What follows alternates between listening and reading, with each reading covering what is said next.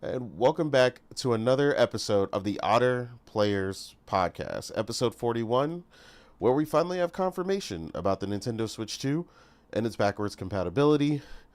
Sony talking more about future checks and balances to make sure disasters like Concord no longer happen, and much more.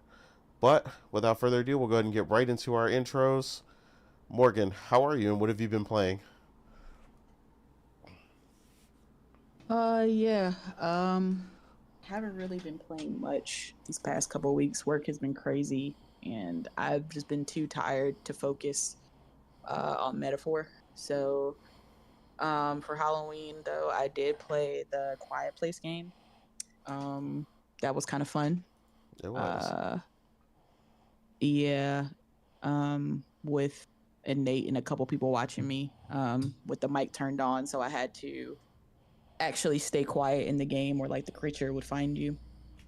It was good. Um, It was a cool mechanic once we figured out why it wasn't working. yeah, it sucks. It doesn't work when you're in party chat, so we had to kind of finagle it in order to get it to work. Um, which kind of sucks because it's like it's kind the kind of game you want to play with friends. So the fact that it doesn't work while you're in party chat is kind of weird. But we made it work. So um, I probably a little over halfway through the game, probably close to the end. I think it's a short game, like 6 or 7 hours or something like that. Um, Funny enough, we ran into one of the areas in the game is a summer camp called what was it? Like It's the called Omar's Otter Summer Camp. We were busting out laughing because it was just like otters were everywhere. Really? That's Um, cool. You should have really said that. I mean, I got some screenshots and stuff. Nice. Um, yeah, but the mascot's called Omar the Otter, so we were busting out laughing about it. Wait, Um, Omar's not. yes, yes, yes. yes, yeah. You're joking, eh? No, we're No, not. no, that's really what it was called. The coincidence, but yo, that's They were like, "Oh, crazy. okay, so the devs are Otter Player Podcast fans." Okay. Absolutely. Um, yeah, we were just busting out laughing because there was just like notes all around talking about how fun it was to be at Omar's Otters summer camp or whatever. We'll have an It was funny. ottering good time. Yeah. Uh, but yeah, that was a fun game. Um, really enjoying that. It definitely scared the hell out of me a few times. Like having to, I think that's a really great mechanic, having to be quiet, especially obviously if you know the Quiet Place, it's based on the movie franchise The Quiet Place, where creatures they can't see but they have amazingly good hearing, so people can't talk, right? Like these creatures land from these alien creatures that land on Earth on like an asteroid or something and kill everything that makes noise. So you have to walk around in silence. Like if you creak on wood too loud, they'll hear that and come attack. Like these dudes have sonic hearing. Okay, so you have to be quiet. And so in the game, you have the option to turn the mic on so that while you're playing, if you talk or you whisper, it'll pick it up on your controller and the creature will hear it and come get you. So I had to play it while quiet, and man, a couple times them jump scares almost got me. Like they would turn up like right beside me, be looking around. I'm like, oh god, and I had to be quiet. Shit, I was holding Definitely my breath almost a got me couple to yelp. times. I was like, why Yeah, am I I had to holding hold my my breath. breath? Yeah, I was definitely holding my breath a few times, but it was good. It's good. It's good. I gotta finish it. Yeah, you got so But close the yeah, one time. I joked about you being able to high five, high five the creature, yeah. Well, which the is not something creature, you like, want. and they're huge. They're like 7 feet tall. These looking weird looking alien creatures, and one came up like, I swear, like right beside me, and it was like trying to hear, and I was just like, I was just sitting so still, and I was trying to be quiet, like yeah, it was good though. It's good. The game runs really well too. I was playing it in the quality mode because honestly, you're not really moving fast because the faster you walk in the game, the louder you are. So you kind of have to crawl and crawl slowly. So I was kind of taking my time.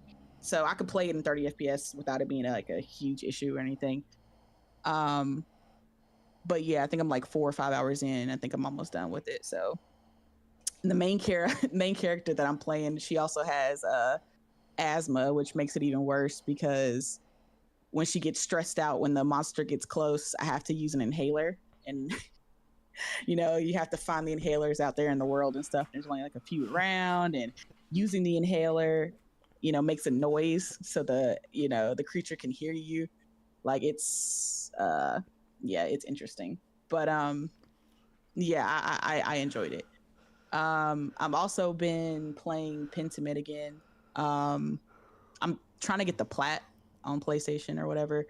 I really like the game, and I bought it again. I played it on played it on my Xbox account, beat it on Xbox, and I'm playing it again on PlayStation. But the thing about this game is, it's a driven game with like choices. So I'm playing it a little differently this time and learning different stuff through this playthrough that I didn't learn in the first one. So it's very interesting. And I'm going for the plat for this one, but it's that kind of like easy game, that I can just kind of chill with and decompress with. Because I want to play Metaphor, but I'm just so tired that I feel like I wouldn't be able to focus on the story, and it would just go by and I'd miss some key stuff. So I just needed something chill to play while I was just kind of decompressing work. So that's what I've been doing with Pentiment. But yeah, I'm enjoying it. Plan on getting the plat for it, and I think that's basically it. Besides, like, Kay coming back home, we were playing Uno and Jackbox Party. That was fun. And then of course playing some COD. We also got Call of Duty, and I've been playing some of the main campaign on that. Campaign's actually good. Thank you, God. Finally, a Call of Duty's campaign that's finally come back to its glory days, essentially, where it's not like a drag or the story sucks or the gameplay mechanics just aren't good. The COD campaign is actually decent, and I think I've gotten halfway through it, and I'm gonna start replaying it again on the Pro whenever they give us the the Pro enhancements, which they haven't announced what they'll be yet. I don't even think they've dropped the patch for it yet. Yeah, Treyarch need to get on that immediately. But yeah, I'll finish that when the Pro enhancements come out for that. But yeah, that's pretty much what I've been playing. Absolutely. Yeah, definitely gotta get you back into that story on Metaphor, because as you know, it's phenomenal and the writing is amazing, and anybody who's playing it knows what's up. Yeah. Like we were talking about, Thrifty was freaking out over getting to Heisme, and everybody knows Heisme is the GOAT when it comes to party members. Heisme's my favorite character thus far. Heisme is absolutely phenomenal. Yeah, Heisme is definitely the man. But yeah, that's what's up. Again, playing a lot of good stuff. You were definitely serious about getting that platinum for Pentiment, so I look forward to seeing you get that here shortly. I actually care about the game, and I'm actually enjoy the game. That's why I want the plat. But anyway, unlike people who were capping for it, when it was exclusive. He's playing more Pentiment than Xbox, than all Xbox people combined. Absolutely. I mean, listen, I'm telling y'all, like, listen, Pentiment is great. Don't sleep on it. Listen, I know people want to write it off. It's like, oh, it's an Xbox game. Oh, it's just this little tinky winky side scroller. Listen, the story is great. The conversations, fantastic. The story development, like the arcs that you go through in this game, I love it. And like I said, I'm on my second playthrough, and I'm learning different stuff than I learned in my first playthrough. But yeah, Pentiment, yeah, it's goated. I hope Obsidian does something like that again. I doubt it, because this was like a passion project for them, and they got multiple big AAA games that they're down their pipeline from now on, you know. Uh, Yeah. so I don't know if they'll ever do anything like this again, but I would love for them to, because I definitely be on it immediately. But yeah. I'll have to It depends how see much one it day. costs.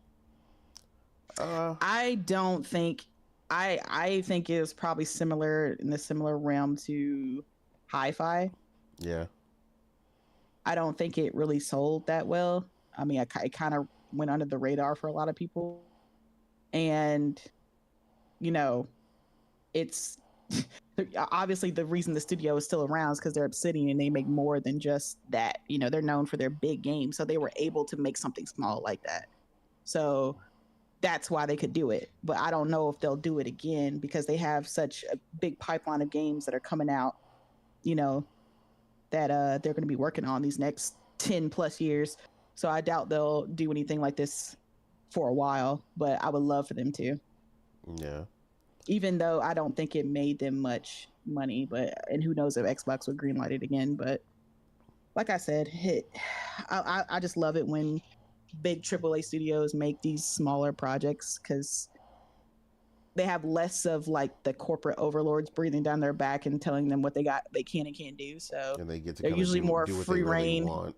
Exactly, more free reign, more creativity. They get to make some wacky games that people like me enjoy. So but it is what it is. I enjoy Pentiment, and yeah, that's basically all I have to say. Yeah. I'm definitely gonna have to see. I mean, you tend to know Viper. what's up when it comes to to a good story. So I'll have to at least give it that and give it a playthrough once. Oh yeah, yeah. I see Viper talking about your Pentiment. Viper a little hater, but it's cool. No, yeah, not you. The pro, the pro. I don't know. I haven't had any issues with that, as far as like you were saying, like a headache or something. Because I play on the OLED too, so I don't know. It's been great for me. But you definitely got to watch what setting things are on. Sometimes the setting for the pro selection for some stuff is not very clear. I was complaining about that in chat the other night that I don't like that the pro setting for Final Fantasy VII Rebirth is called versatility mode. Like, that's so stupid. Like, just name it like PS5 Pro mode or something. Like, the fact that it's called versatility was confusing. Like, I had to look up what was supposed to be the mode for PS5 Pro that was added. And then I know Rise of the Ronin, it hasn't been added yet. So, stuff like that, you got to be careful. I mean, it seems like every developer is going to have their own terminology when it comes to their pro mode. Like Stellar Blade's called Pro Max mode, Oh, like yeah. it's a freaking iPhone. Yeah. It's like they're all gonna have their own different names, which is probably gonna make it a lot more difficult for people to know which mode to go. I just think that developers, if they're gonna have different names, they need to explain Yeah, in that their yeah, there you go. settings What it is. what the mode does. Like, okay, this is your performance mode. This one does boosts your performance. This one does the fidelity with a little bit of ray tracing. This one over here gives you both with this setting and this. That's just what they need to do. They just need to explain what each mode does and offers the player. Yeah, exactly. Thrifty, they're complicating it. They just need to decide on one name. And then like Morgan was saying, some of them have multiple. Like I know there's one, I think like you mentioned, for Stellar Blade, there's one where he said it's like the fidelity mode itself is enhanced, but then The pro mode is the one that he says you should go to. Yeah, because the that's as the one with the PSSR. PSSR. Pro Max is the regular fidelity mode but at 60, but it's using the TLSS, so it doesn't look as good as the pro mode because it's also stuck at 50 while the pro mode is like 80 Yeah, using that's a big PSSR. difference. And it looks better even though the pro mode is using the native 4K. The no, the Pro Max mode is using the native 4K, but the pro mode is using PSSR and looks better than the native 4K. So Yeah. yeah, it's weird. Yeah, it's increasingly weird. They definitely, like you said, got to put a guide for that, or like you Yeah. said, at least I think it's explain it in game. because it's hard for developers to have like one streamlined thing because like Sony said, they're going to offer different things. Like different developers are going to do different things with the Pro. Like they're not Yeah, all going to have like a fidelity, they're not all going to use ray tracing. They're not all going to use PSSR. They're not all going, they all do different things. Some do a ray tracing, some do a performance boost, some do this, that. So it's hard for them to just have like, okay, this is the naming scheme you guys are going to use, yeah. you know? Nah, I definitely get that. Uh, Shout out to Kay, by the way. She made it safely back to work. Uh, she let us E. know. So shout out to Mama Kay, back out on them trucking streets, working hard. But yeah, Omar, how are you, man? And what have you been playing? What up? What up? Yeah, we late, but it's okay. Yeah, what I've been playing in Metaphor. I'm close to the end. I think I already got Prince of Persia DLC ready, and what you call it, Vampire Survivor DLC ready. So it's just a matter of beating Metaphor. But I'm the type of person that I wanna do everything. So no quest left unfinished. Nothing. I need to make sure when I beat the game is over 100%. As Yeah, of I'm getting the plot for it, and I already maxed two characters and two affinity with them, which basically you kind of eh, you need to reach level 4. I reached level 5. I'm I'm basically in the top 10 now, contenders for the throne. So yeah, things are absolutely wrapping up. Um, what can I say that I haven't said? The music is still fire, characters are still awesome, and the story is still interesting. Get metaphor, everyone. absolutely. That is for me. Yeah, I'm hey, just it's not curious if complicated we're when a gonna game get is the amazing. yeah. Like genuinely, I I am not sure which one I want, Metaphor or Astrobot to be GOTY. Yeah, both of them will Espe- probably be up there, so both a es- good es- decision. Especially after the conversation that I had with you when I found that stuff out. Like, I was losing my mind. Nah, Yeah, I get that. Metaphor is amazing. Play it. And make sure to enjoy the battle music. Again, some of the best music in the history of gaming, in my opinion. Yeah, I mean the rest of the music is no slouch either. Uh, per town and other places you go, there's actually a lot of really good music throughout the game. The entire OST is actually pretty good so far, so I'm not mad Yeah, at any of it. but the battle music just hits slightly different.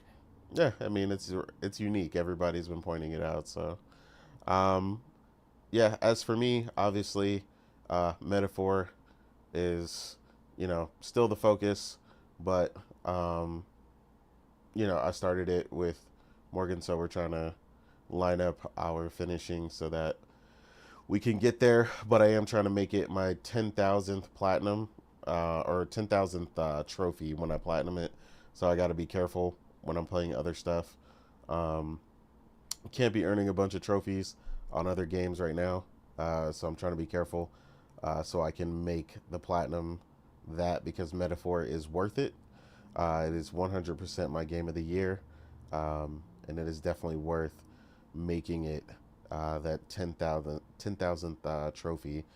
So yeah, that's definitely primary. I did start Bloomtown, which Morgan already beat, and I think also Karaba beat it. Um, No, I'm at the end. I'm close at the end, but then Metaphor came. So yeah, I'm gonna be at Blue Town when I'm done with Metaphor. But yeah, you can beat it quick. The game is like 5 to 6 hours. It's not. No. It's 20 hours. It's not that long for a Yeah, JRPG. but it is really good so far. The music and the combat system and everything is actually really good. Uh, I know when we seen it early on, uh, in the preview, I didn't think it was coming out that soon. So I'm actually really excited to play that as well. Any of my turn-based fans that know, and listen to the show know that we always play nothing but top tier when it comes to that. And Bloomtown is actually really fire. As someone who is definitely not the biggest indie player, Bloomtown is really, really great. Again, another game that just stands out with its OST. Um, I think Morgan said it best when she said it a couple weeks ago when she was playing. It's like a mix of playing Persona and another game. You said another game. It Per- it it it it's indie Persona. That's what it is. Like from the music to the gameplay, it's literally just to the story even. It's just indie Persona, which is a great thing. yeah. Um, but yeah, it's playing that, and then I'm trying to think. I've been bouncing back and forth between so many games. Like I said, I'm trying to be careful. Uh, we did also, like she mentioned, play the campaign for Black Ops 6, um, which I was playing on the hardest difficulty, but I think I'm gonna turn that down, mainly just because the way the world opens up when you play the game. I'm just not in the interest of getting one shot from random sniper positions and other stuff. If you play the campaign, you'll understand what I mean. Um, so yeah, I'll probably finish that up here pretty soon. And you don't get a lot of trophies going through uh, the campaigns for those games, so it won't be too much of an issue for me. And then I've also been playing Dragon Age, the Veilguard on PC, which looks absolutely amazing. The visual fidelity is definitely up there with some of the best I've ever seen. Um, like I said, the hair and physics and stuff in that game uh, is just on a whole different level. Whoever was responsible for that. So yeah, I'm enjoying my time with it so far. I haven't run into the craziness that a lot of people have posted on Twitter. Um, but yeah, so far I'm really enjoying myself with it, and the story's been pretty solid. It's not blowing me away, but it is definitely passable. Um, and the combat as well has been really good. So I'm enjoying myself with it. I think when I'm done with it, I'm usually pretty good at, kind of guessing. Like I said, I think I'm gonna end up somewhere around a 7.5 to an 8 on the game after detracting for some of the stuff that I know is definitely coming. But otherwise, no, I'm enjoying my time with it. It's definitely something that I will say if anyone is planning on playing it, you definitely need to try the three different classes: the warrior, the rogue, and the mage, because that has a big factor on how much I'm enjoying the game. I've started the game 3 different times to try each character, and I'm usually someone who really likes the mage, and I think the mage is my absolute least favorite in this game, which is saying a lot because that's usually I don't think I've ever played a game where the mage was my absolute least favorite class. Uh, Frustrating, eh?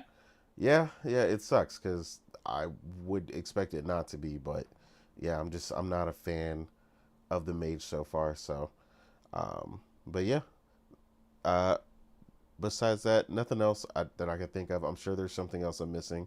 Like I said, we've been bouncing around so much.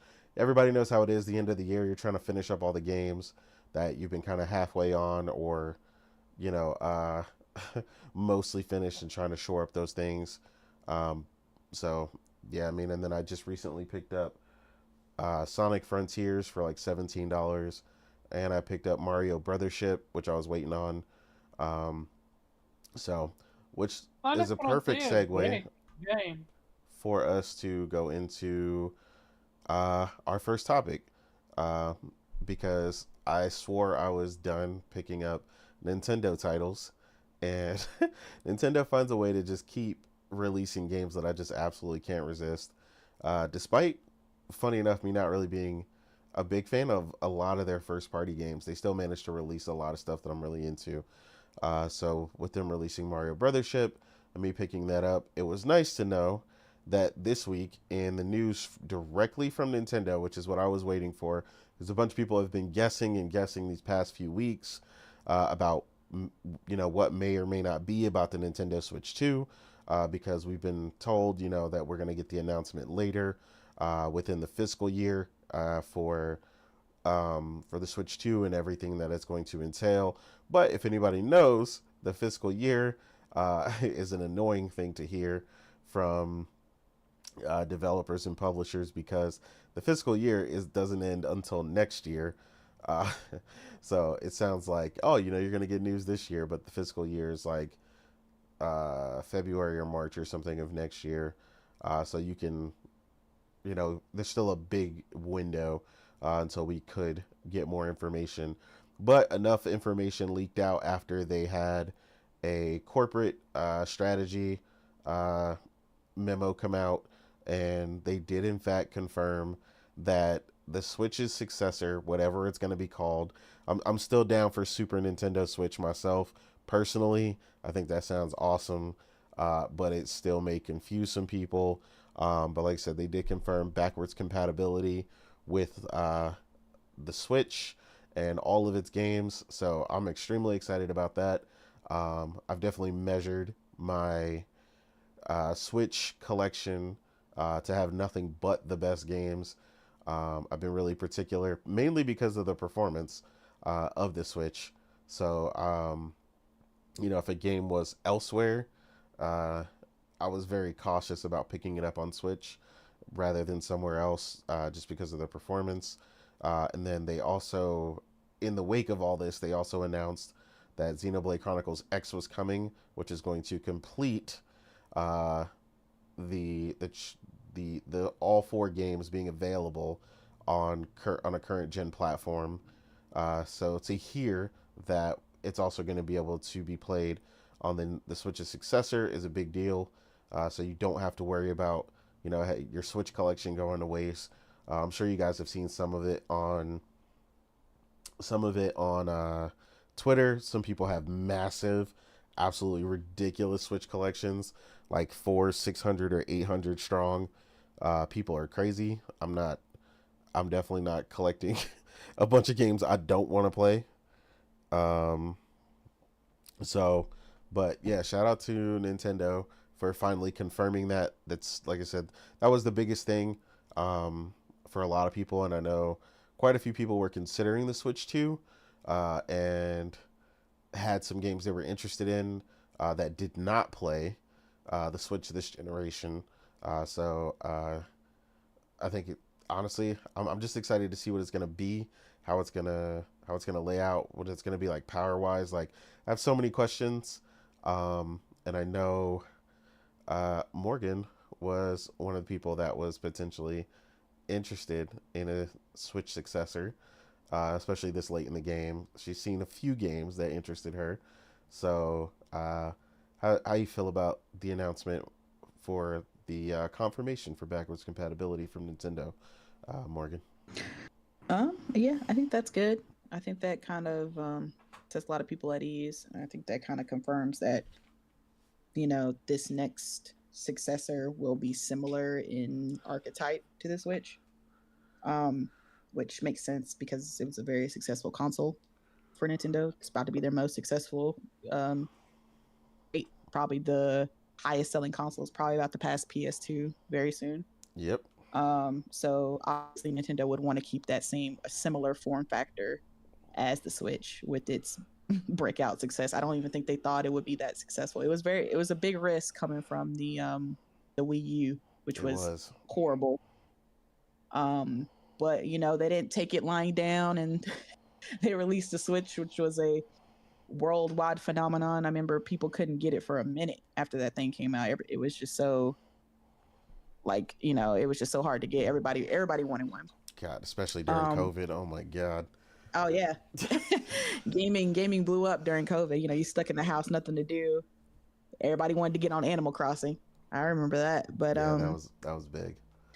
yeah, that was big. And it was the perfect game to come out during COVID too. You It know, a really social was. game where it's nice and happy. You can build your world and you can hang out with other people in their world. You know, in a time of people felt disconnected, it was a game for connecting. So you know, I don't know if Nintendo had a crystal ball, but they kind of hit it out the park with the timing for that. Yeah, the timing But for that was unbelievable. I'm sure somebody retired off of that game sales. I'm sure. As far as me goes, yeah, I will probably get the Switch successor. I mean, the big thing for me when it came to Switch was one, I don't really play that many Nintendo games. The last console that I had from Nintendo was the Wii. I love the Wii though, because you know I just love the interactivity of it. You know, that was a kind of a new thing at the time. You know, the remote controllers that you know move your character and all that kind of stuff. You know, um, that was the last one I had from them, and I was really big into Nintendo with obviously like you know Game Boy, Nintendo 64, stuff like that, but also with like the GameCube, and that was big for me because they had a lot of third party support with Hmm. it. And I think now with the Switch 2 being, you know, supposedly, obviously, it's going to be more powerful than the Switch. And, you know, they've confirmed, you know, that they're going to be having a lot of third party partners, um, you know, that are making the big AAA games. I think it'll be a lot more interesting for me to invest in a Switch this time around. Um, I say that, but it's like I'm not really about to play no big third party games on the Switch. Yeah, But yeah. you know, but maybe like I don't know. I, But would you like I still, I as big as still, you've gotten into JRPGs though? Would yeah. you be That's the interested thing. in I a lot of think those that's what I was about to exclusives? say. I think what I would be using it for the JRPGs that I can't get anywhere else, you know, or that are timed for a while to Switch, because Hmm. you know they got a lot of those. So I think that's what I'll be mainly using it for. Yeah. I'm excited to see it though. I'm always excited about new tech to see what this you know Switch can do. You know, as the world holds bated breath for Nintendo to drop. It'll be really interesting to see what they have, and yeah, they have a decent price point. I will try my best, you know, but I'm not gonna sweat it if I can't get it at launch because I mean I doubt I will because I'm not gonna be doing what I do for like something like a PlayStation where you know I'm up till midnight or whatever Yeah. waiting you know for the link to go live. Like if it's sold out, it is what it is. I'll get it when I can, Yeah. but I am a lot more interested in this Switch successor. Um, what's curious to me is are they going to start off with the OLED? I feel like they're not. I That like is actually a good are we thing, going to a go good back question. to like the LCD screen and then like in 2 years they're going to be like okay here's the Switch 2 or whatever this successor is called. Here's the OLED version. Yeah. Uh, or are they going to kind of launch it with two variants, one that's LCD and one that's OLED? Oh well, you already know how we going if that if Oh that's the yeah. case. Oh yeah. That's really what I want to know because it seems to be that's how it goes with devices like that. Like you know, whenever they launch the second version, like for example with I think it was like with the ROG Ally when they released the second one. Hmm. Like they had the OLED with the first, but then this new one doesn't have it OLED, and I guess it's because they're trying to cut costs because it's you know it's a bigger you know it's a better machine, A so they much cut better costs for the machine from what I screen. hear. Yeah, but I just wonder if that's what is that what Nintendo's gonna do with their Switch. Um, Definitely curious about it. I mean, they could definitely invest in a better you know LCD or whatever screen for this Switch 2. That's you know not maybe not as good as OLED, but it's you know still nice like what Yeah. PlayStation I has was for gonna their say like Portal. your Portal. Yeah, so you know they could do something like that. So I'm just yeah, it's just questions I have about what they're gonna do. But you know, like I said, I'm curious to see what they're gonna do because it's definitely gonna take the world by storm, whatever they release. You know, and if the rumors are true that Xbox is also releasing their handheld next year, then they're gonna they Yeah, certainly gonna have some competition. whew, that's gonna be Oh rough. man, yeah. Mm. So But I guess Yeah. my question for you going forward, in your excitement for this new device and what they might do. Obviously, a big shortcoming for Nintendo is their online infrastructure, um, Yeah. and lack of, trophy Achievements, system. trophies. Yeah. Yeah. So, are you hoping to see them expand on that and join the rest of the planet? You know, Um, or is it not? You don't think it's that big of a deal I for you? mean, as far as online, that's not really a big deal for me for Nintendo. Like if I want to play online, I got my PlayStation. Yeah. So I don't really care about that um as much. And the games that I'll probably want to play on the Switch most likely would be single player games. So I'm not specifically pressed about their online. But it does kind of suck that they don't have the achievement slash trophy system on the Switch. I don't see them implementing that. I mean, they've kind of done fine without it, and I think Nintendo fans don't really care for it, from what I hear. Like they don't want that on Nintendo. Yeah, Um, a lot of people seem to mention it like it's a plus. Again, we've had the conversation where people, we've talked about it where some people seem to be so bothered by, I guess gamification is what it's technically called, of things where you have a checklist of things to do, uh, but yeah, yeah, I don't know. I don't think it would hurt, but I mean, I definitely think they need to do something more, especially because they seem to keep adding insignificant things I to mean, Switch they could Online. add the little Mario stars, the different levels too. I Yeah, mean, they like have they have so many games that have like iconic characters or whatever that they could use to represent their achievement system or yeah, whatever. But I just don't see Nintendo doing it unless they make it something that's wrapped around their subscription service. yeah, I agree. you know, um, Let's hope we can at yeah, I least just message on because the that's Nintendo you gotta Switch. yeah, because that's a whole thing that it's not just simple as okay, we're doing this now. It's a whole thing where they have to implement that with all their developers too, because their They do. developers don't develop games with that in mind. So now they would have to hire specific people to make that, make those achievements slash trophies and implement those into the game and make sure, like they would have, it might change the way they develop games, not significantly, but it would have to be factored into the way they develop their games. Like they have to keep that in mind Yeah, as they're making their game. And I just don't see Nintendo doing that. Like I enjoy trophy hunting on PlayStation, but it wouldn't be a big deal if I didn't have it on yeah, the Switch. Um, but yeah, I don't. That's just a lot of extra work and implementation that their fan base doesn't seem to care about that much. Like they're not bothered by it, so I don't see Nintendo going the extra mile to invest in that because that would be an extra cost that I doubt they'd want to take on. no, I get it. Yeah, that would be. It's gonna be interesting to see what they do. They definitely. I don't know. If there's so much potential. I guess the potential for Honestly, the new things they could do is crazy, and that's what's more honestly, interesting. what I'm more interested versus the actual Switch is the Hmm. fact that they're going to be taking on third party games now.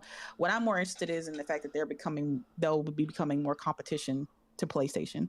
That's what I care about. I care that they're going to be a big this big entity that's not just okay, this is kind of a little side thing. Like, nobody really considers Nintendo while they're in the big three, nobody considers them like direct competition between Xbox and PlayStation because they're Yeah, kind of just doing their own thing.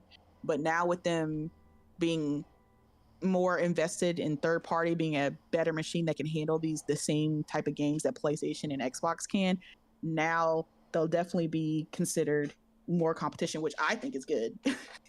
PlayStation needs some competition that hasn't given up because Xbox has given up. I'm sorry. Y'all can say what y'all want about Xbox, but I feel like Xbox has given up. They don't consider themselves competition with PlayStation anymore. Like they've lost that console war with PlayStation.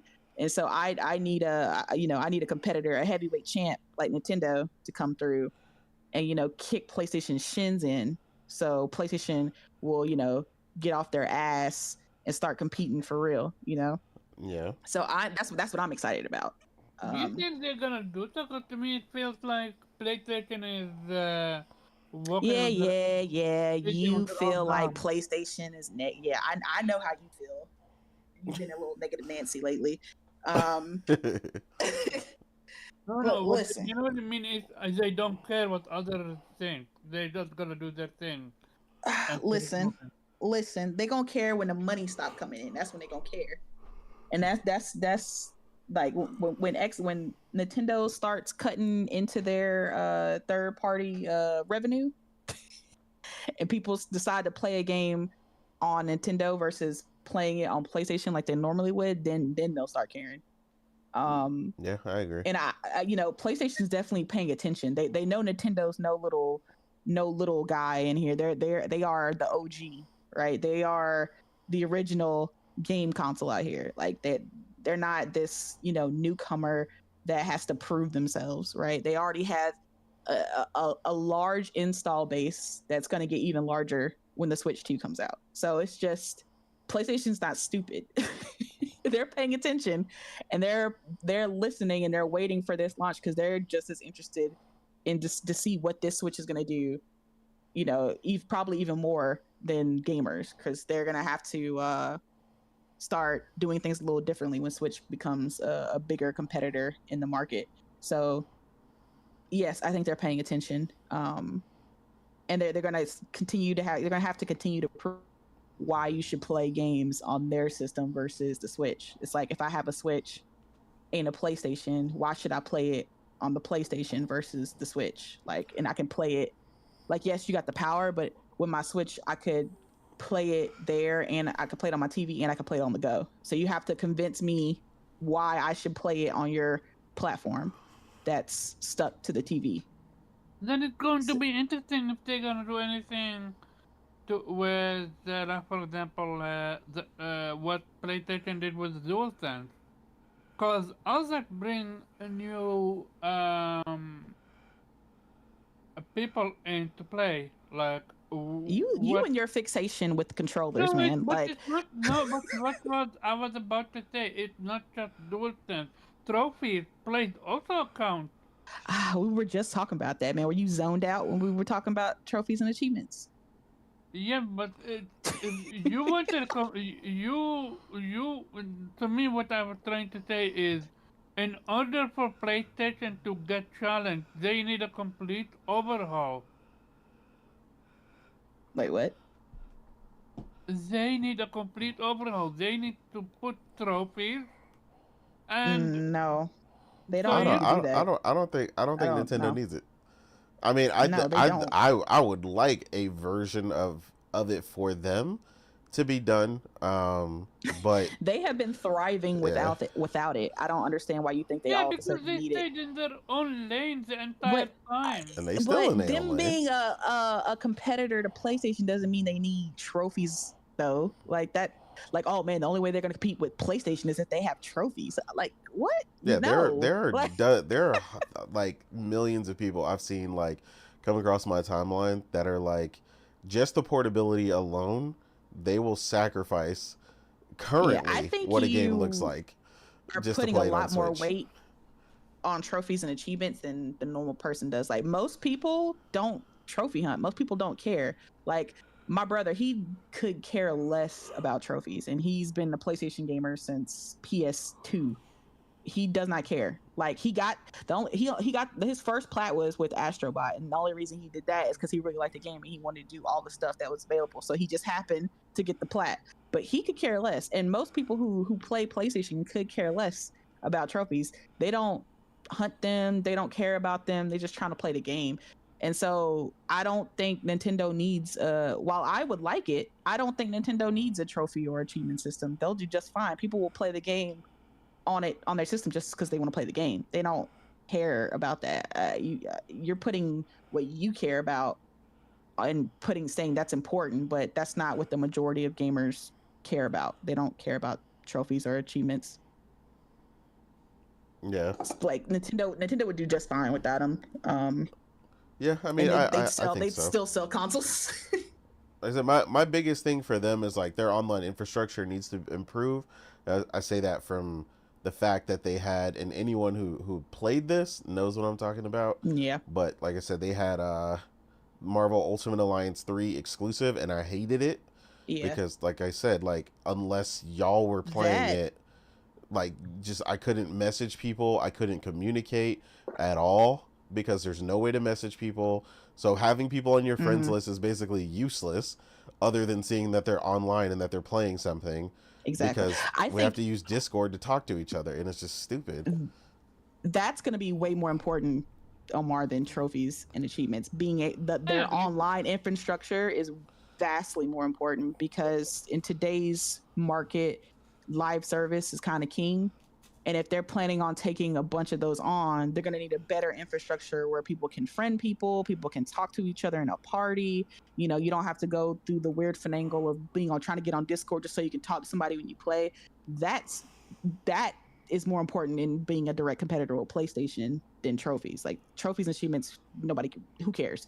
But being able to play online and being seamless interaction, being that it's not a hassle.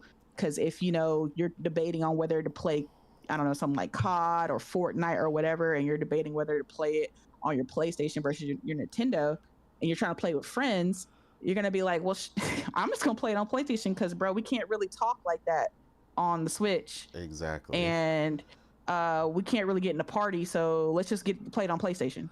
Yep. Like that's what's gonna matter, and that's what Nintendo's gonna needs to focus on more than achievement. Achievements are optional, but the online infrastructure is what's going to be important for them to be a competitor against PlayStation and Xbox. Yeah. No, I agree. I'm also also interested to see the their DLSS implementation that they keep Oh yeah, toting, since they are the only current of the big three that use Nvidia and not AMD. And Nvidia is on fire right now in the yeah. chip Nvidia market. is on fire. Yeah. So it's going to be interesting to see also the innovations they make. But go ahead, Omar. is their console need to be strong. You're not gonna attract people if you're gonna release a game like Mortal Kombat, whatever that shit on Switch like that. Yeah, Mortal Kombat 1. Yeah. Yeah. Yeah. I with what they're talking about and the fact that they're promoting their partnerships with third party and saying how it's important, my guess is they're making sure that they have a system capable enough of being on par with at least the Series S in terms of Ap- what it can apparent, give you. apparently it's around the PS4, a little bit stronger than the PS4 Pro from what Yeah, the so rumors Series S saying. is okay. No disrespect to the Series S, but that sounds like a damn Series S to me. But yeah, we'll see. I mean, we don't know anything yet till the official specs come out, but Exactly. Yeah. um yeah, I think they realize if they want to expand to more than their first and second party partners, that they're gonna have to put a little bit investment in power. uh but yeah, Yeah, it's it'll gonna be be. interesting. I'm just so. It's just in such a particular position, right? Because you Mm, have it coming out in a time where PlayStation just released the Pro. Pretty much everybody who watches our show is gonna have one if they don't have one already. Um, yeah. and even then, the PS5 itself is already most likely going to be more powerful uh, Hmm. than the Switch 2. So I'm like, where does it land, and how does it hold up after the next 4 years? Because when we start to look at the PS6, like how Yeah. big is that gap gonna be in capability, uh, and like what is that gonna come to? There's also storage. Uh, it's still using. Is it still gonna use SD cards? That's a whole nother thing about storage and speeds. Like there's so many questions I have about Yeah. its particular positioning, and that this is what has made I guess it's such an interesting thing, right?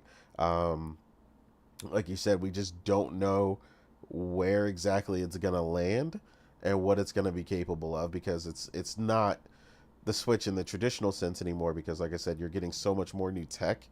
Obviously, we know DLSS is the best on the market when it comes to upscaling, um, Hmm. and they're gonna put the most advanced form of that, in And it. I think that's why they went with DLC, because it's the vet out here, it's the king of uh you know this type of tech. So I think that's why they're going with it, so that they can have something to lean on, because their power isn't going to be at the equivalent of a base PS5 or a Series X. So they're Yeah, going to need some kind of tech to lean on to help get that fidelity at a decent level. And so I think that's why they're going with DLSS over AMD, which is honestly a good choice. yeah, But yeah, it'll definitely be interesting to see. I think that's why also they're sticking with, like I said, the Switch form factor, because that's kind of where they fit when it comes to, like, as you're asking, where do they fit between the PS5 and then the eventual PS6 and mm-hmm, Xbox and all that stuff. So I think that's why they're sticking with the Switch form factor, because that's how they've kind of fit in when it comes to these this generation of consoles. They've been that console that has the versatility, that has the, you can put it in your TV, you can take it out, play it on the go kind of thing. Like, they realized that is their niche. They started off as a handheld company, and they've grown from there, and they've realized that's our thing. That's where we need to stick. yeah, And so that's what we're best at. And I can't, regardless of the power different, you know, the difference in power between the Switch and the PS5 and Xbox, you can't deny that the Switch, like, is a great piece of tech. Like, it's a it it's is. a cool, innovative piece They've of tech managed to that, make some amazing games on it still. So yeah. I mean, I don't think I think everybody was just like in shock when they first released the Switch commercial, and people were like, "Wait a minute! So you're telling me I can put this on my TV, and then I could take it out, and it's got the controllers on the side of the screen, and I could just play it. There's a screen attached to it. Wait, and I could just play it like, oh, whoa, wait, hold up."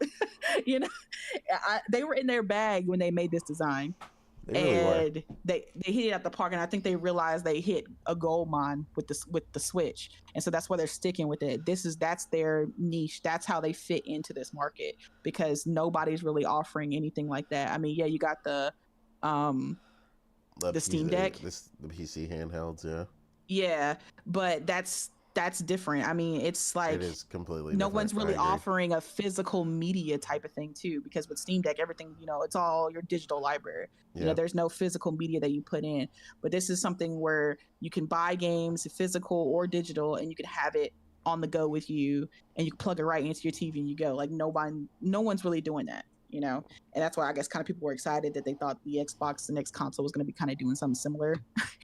But then it turns out, I guess that was false, and it's going to be separate handheld, and then there's going to be the console slash PC. I don't know what the hell Xbox is doing, but yeah, that's where Nintendo fits. They're in their kind of own lane with that. That was their baby, their kind of tech. And so, like I said, I'm interested to see what the next evolution of a Switch is going to look like. yeah. Um, Nintendo always manages to pull something out of the bag that has you like know, never been done before, and at a time where ever. tech is boring and has kind of plateaued. Like I said, I'm not looking forward to it. Like I don't even want a new phone. Like that's crazy. Like Mm-hmm. even if I had the option, like I don't even want a new phone. I'm just so bored with the market, Yeah. because it's either just get an upgraded version of my phone that does the same Mm-hmm. thing, or I With gotta a get slightly better camera, yeah, it's a slightly better camera, or I gotta go with brighter screen. the new folds. And like Yeah. while that's neat, they're still kind of in their infancy, and Yeah. they A lot of kinks they got to work out with it still. yeah, there's a lot of little kinks with that, but that also costs 2 grand. So it's like Yeah, about to say, and they're also vastly more expensive. exactly. Yeah. So it's like in wake of like tech being in this weird like spot, Hmm. really the key now, and it obviously always has been, is what do you get for your money, and Hmm. Nintendo's always been very very good at that. and that's what makes me so curious. Yeah. Um, I love the to commercials. what They they're always have the doing. best commercials. That's why I'm excited to see the first commercial for the Switch because Oh yeah, the I know whole this is gonna be the funny. snap they came out with the Yeah, when they Nintendo Switch, and you had the exactly. yeah, they're always very good at their marketing team is ridiculous. Like giving Yeah. you something to be excited about, giving you that childlike Toys R Us, I want that new Hmm. toy excitement. That's what I'm Like saying. yeah, Because even if I'm not getting it, I still am excited to see what it is. yeah, Like I it's agree. they still poking at my curiosity because Nintendo will always have a place in my heart. Nintendo was my first console. My first console was a Nintendo 64. So they'll always be special to me, regardless of whether I get a console from them or not. I don't want them to ever go anywhere. And it doesn't. I mean, they're doing better than they ever have. So it doesn't seem like they'll at this point that they're going anywhere. But I just they're always going to be a staple for me. Yeah, So I love when they come around. I love it when they make new devices. I love it when they're out announcing new games. Like I said, regardless of whether I buy them or not, I'm always excited to see what Nintendo has to offer. Um, because when Nintendo moves, the industry moves. So when Nintendo does, regardless of whether PlayStation or Xbox consider them direct competition or not, they always pay attention and they're always trying to do something similar, like when the Wii came out, then PlayStation came out with the PlayStation Move. yeah, you I know remember. and then Xbox did the Connect to try to do a next step version, like, okay, well, we'll give you the ability to move your character, but you won't need controllers, you just use your body. What Nintendo does, the competition watches and the industry watches, and they try to, with not always with success, but they try to branch from that. So I'm always happy to see when Nintendo comes out with something, because like I said, Sony and Microsoft pay attention. um so yeah, we'll see what they have to bring to the industry. Hopefully, they said what, the early next year, that will quarter one or What, whatever, we're gonna find out. what's going on? You're not supposed to admit to all of that. You're supposed to be a PlayStation. Nah, forget all that. I just yeah, I love Nintendo. They're like I said, they'll always be special to me. And I can't, I'm excited. I can't wait to see what they bring to the table. It is refreshing, right? Like we got Yeah. the PS5, we got the Series X, and now we're gonna see what is Nintendo going to do. Is it going to be an evolution to the Hmm. Switch, or is it going to be a total complete overhaul to the Switch? Yeah. Maybe introducing new gameplay mechanic, maybe introducing new gimmick, which I'm always a fan of a gimmick. Yeah. Well, It, they use their when they do gimmicks, they do it well, and they always yeah, implement it really well. Yeah. I mean, I'm still proponent that it was the Rumble that kind of inspired PlayStation to get, oh give yeah, you the haptic absolutely, feedback. absolutely. Just Yeah, it PlayStation was. elevated it. Yeah, that's what I'm saying. That's why I love when Nintendo comes out, because like I said, they pay attention, they take notes, and they take inspiration from what Nintendo has to offer. It may not be like a I direct 101, but they all, I think it came down to PlayStation and Xbox thought, let's just focus on games. While Nintendo was like, okay, let's make games more, not per se entertaining, but more like interactive. mm, And that's why you saw the shift in tone with Nintendo where they at, and then PlayStation where they at. Look where everything now. Look at you said it. PlayStation, Nintendo did the whole what do you call it on the go. Look, mm. PlayStation did it, and now Xbox is coming out with their own. So it's going to be interesting to see what's up with that. Oh, but Oh at the yeah. same time, it just makes me think like how I don't know. It feels like if I was Nintendo, I would have wait. Nah, it's already been in development for too long. No, to me, it feels like the Switch should have came out.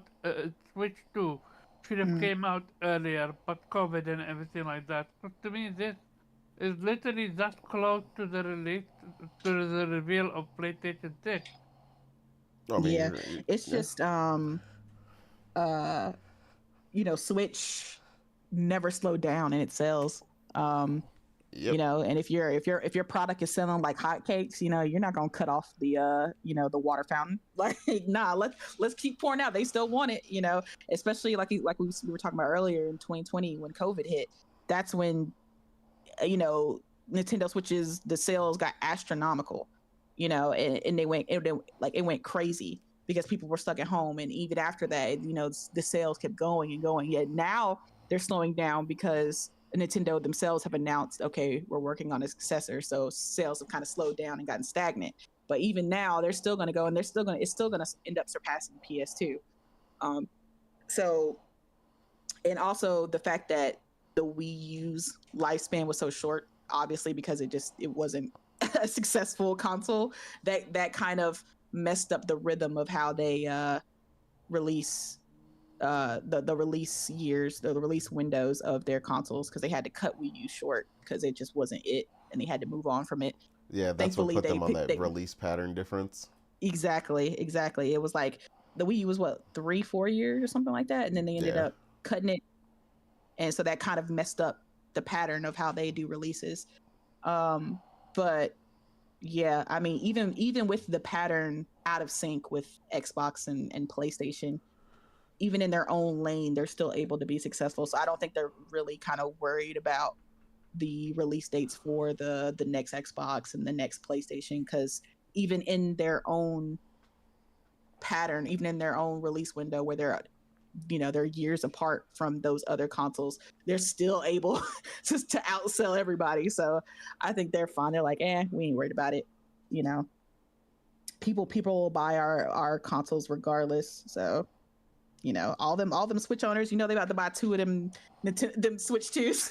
yeah. I was about to say, like, They're where all would the gonna buy two, Switch, three, four. where would the Yeah. Switch be if all these people didn't buy so many Switches?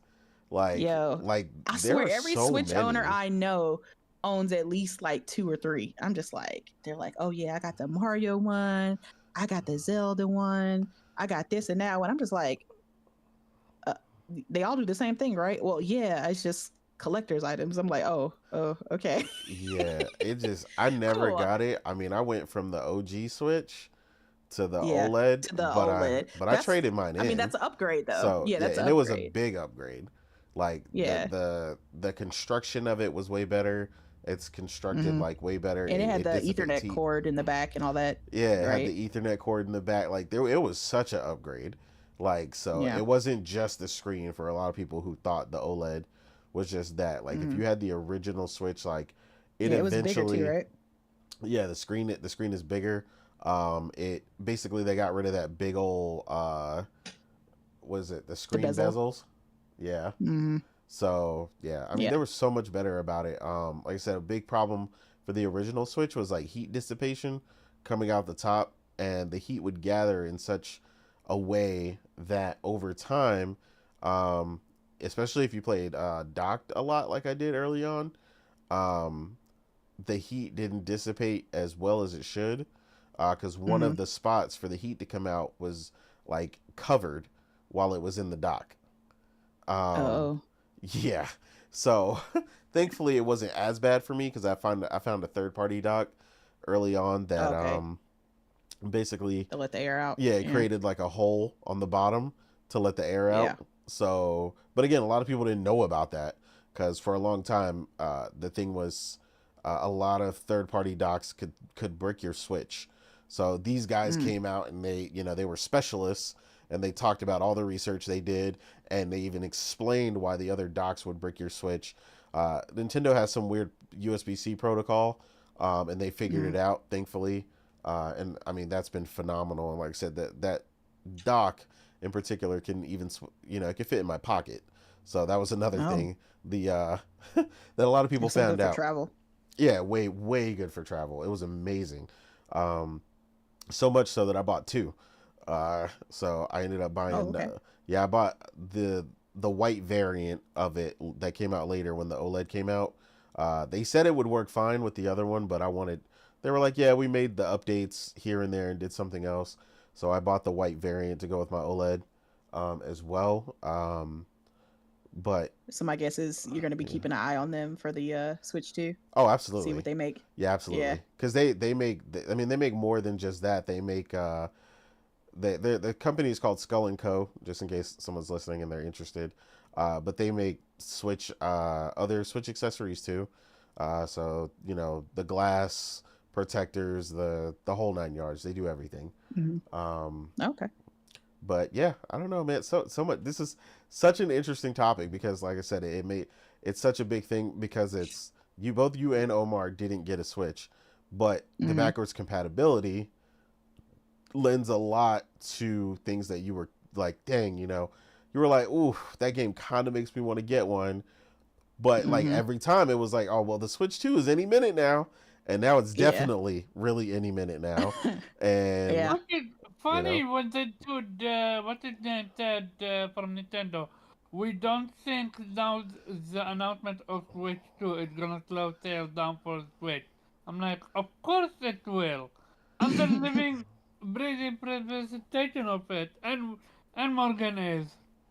yeah, I mean, why? It's like, why invest now? Yeah, I'm not about to invest when a new one's coming out. Like, Yeah, and you yeah, get because to I really started getting see. interested in the idea of Switch around 2021, 2022, and I knew I was like, yeah, the OLED had just come out, but I was like, yeah, but I But just feel it's like not the the new one's Switch about to 2. come out. Yep. Yeah, I just feel like the new one's just about to come out, and like I was like, I just gotta wait. I gotta wait, Yeah. and yeah, it's right around the corner, so it'll be interesting. I'm excited to see everything they have to offer because Nintendo loves their presentations, and they're gonna break that down and the deep dive and all that stuff.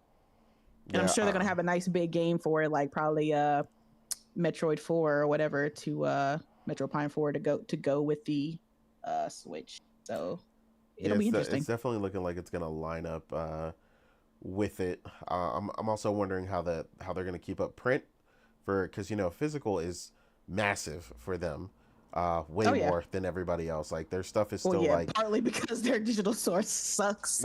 exactly, yeah. So I don't trust Nintendo at all digitally. So Yeah. 90% of my library for them is physical. Yeah, I think So that's most people's Nintendo library. Yeah. yeah, I think they need to. Hmm. The one thing I hope they do is they just need to make sure they keep up print since of some of these ones that people are definitely going to be interested in picking up when they release the Switch 2. Hmm. You don't want some of these things to become rare, uh, when people want to pick it up physically.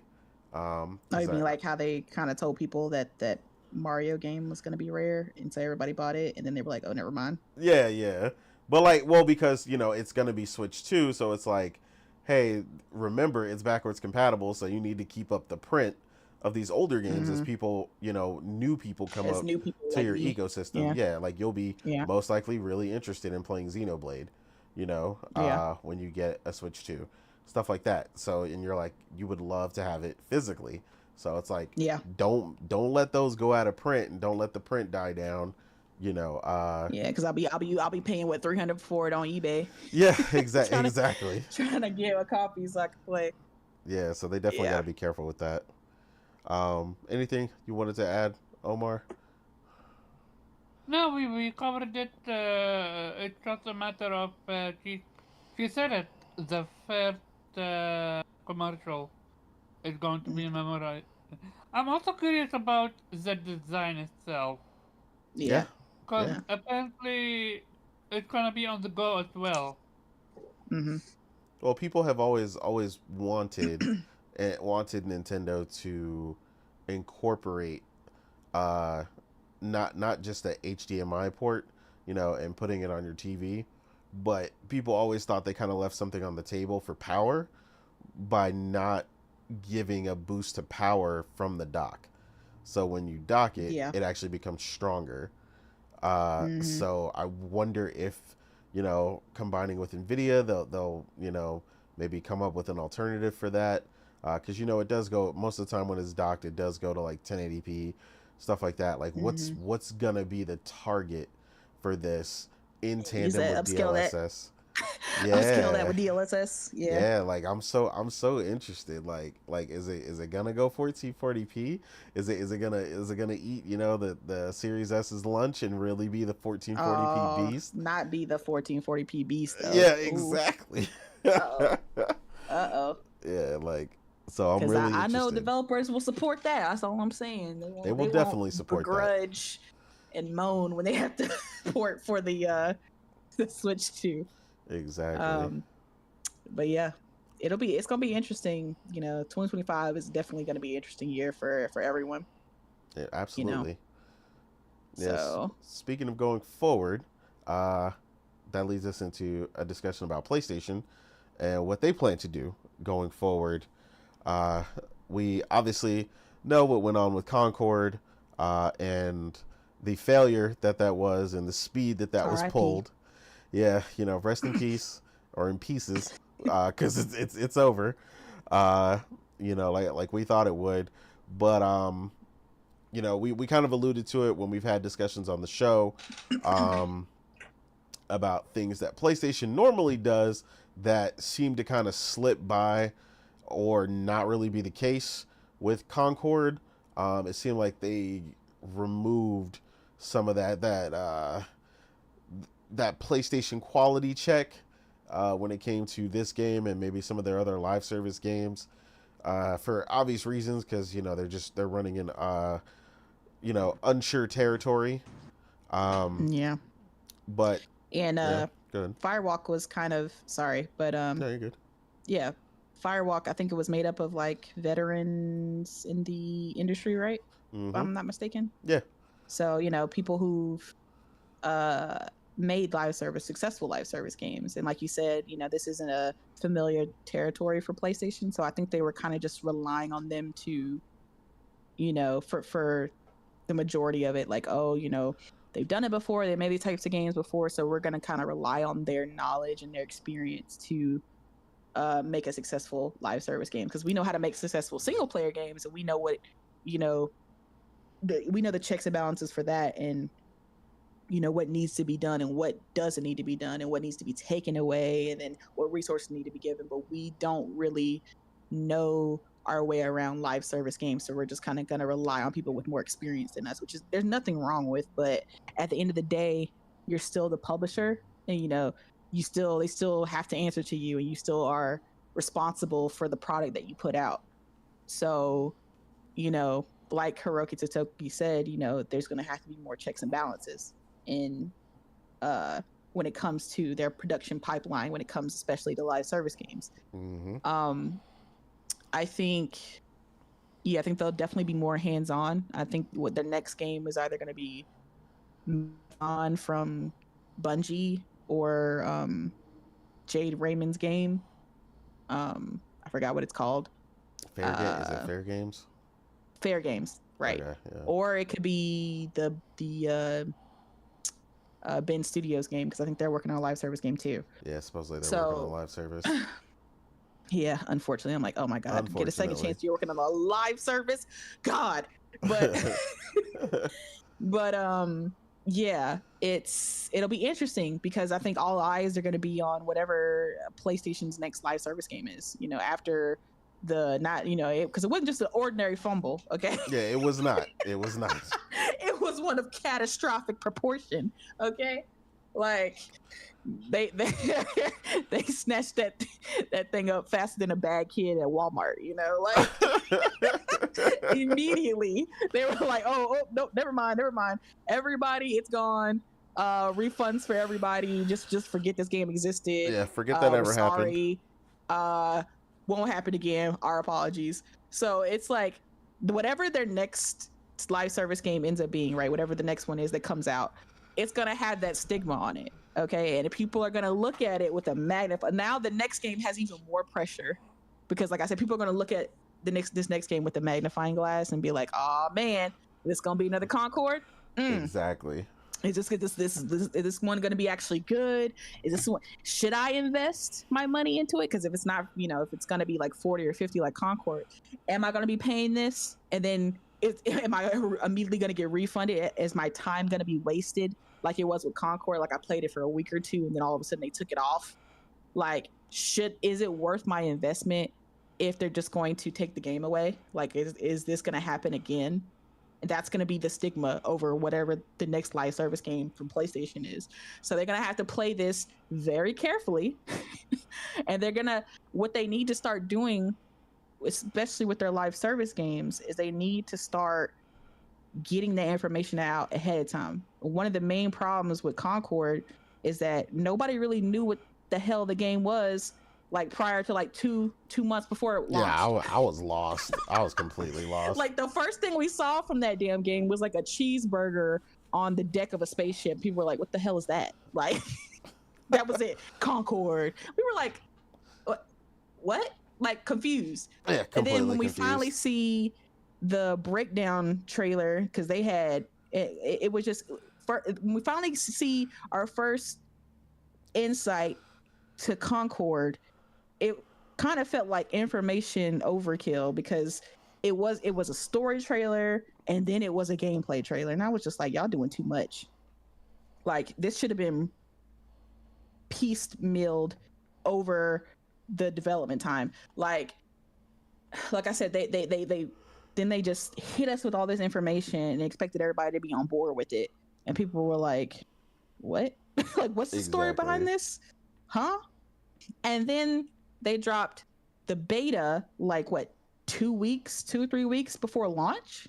Yeah. I'm like, what feedback do you expect to get from players that with that close of a window? Like the only feedback they can give that will be constructive is like, oh, the shooting was a little tight or something, or the jumping didn't feel right. Like, they could only give minor feedback that wasn't the major issue for Concord. Like, exactly.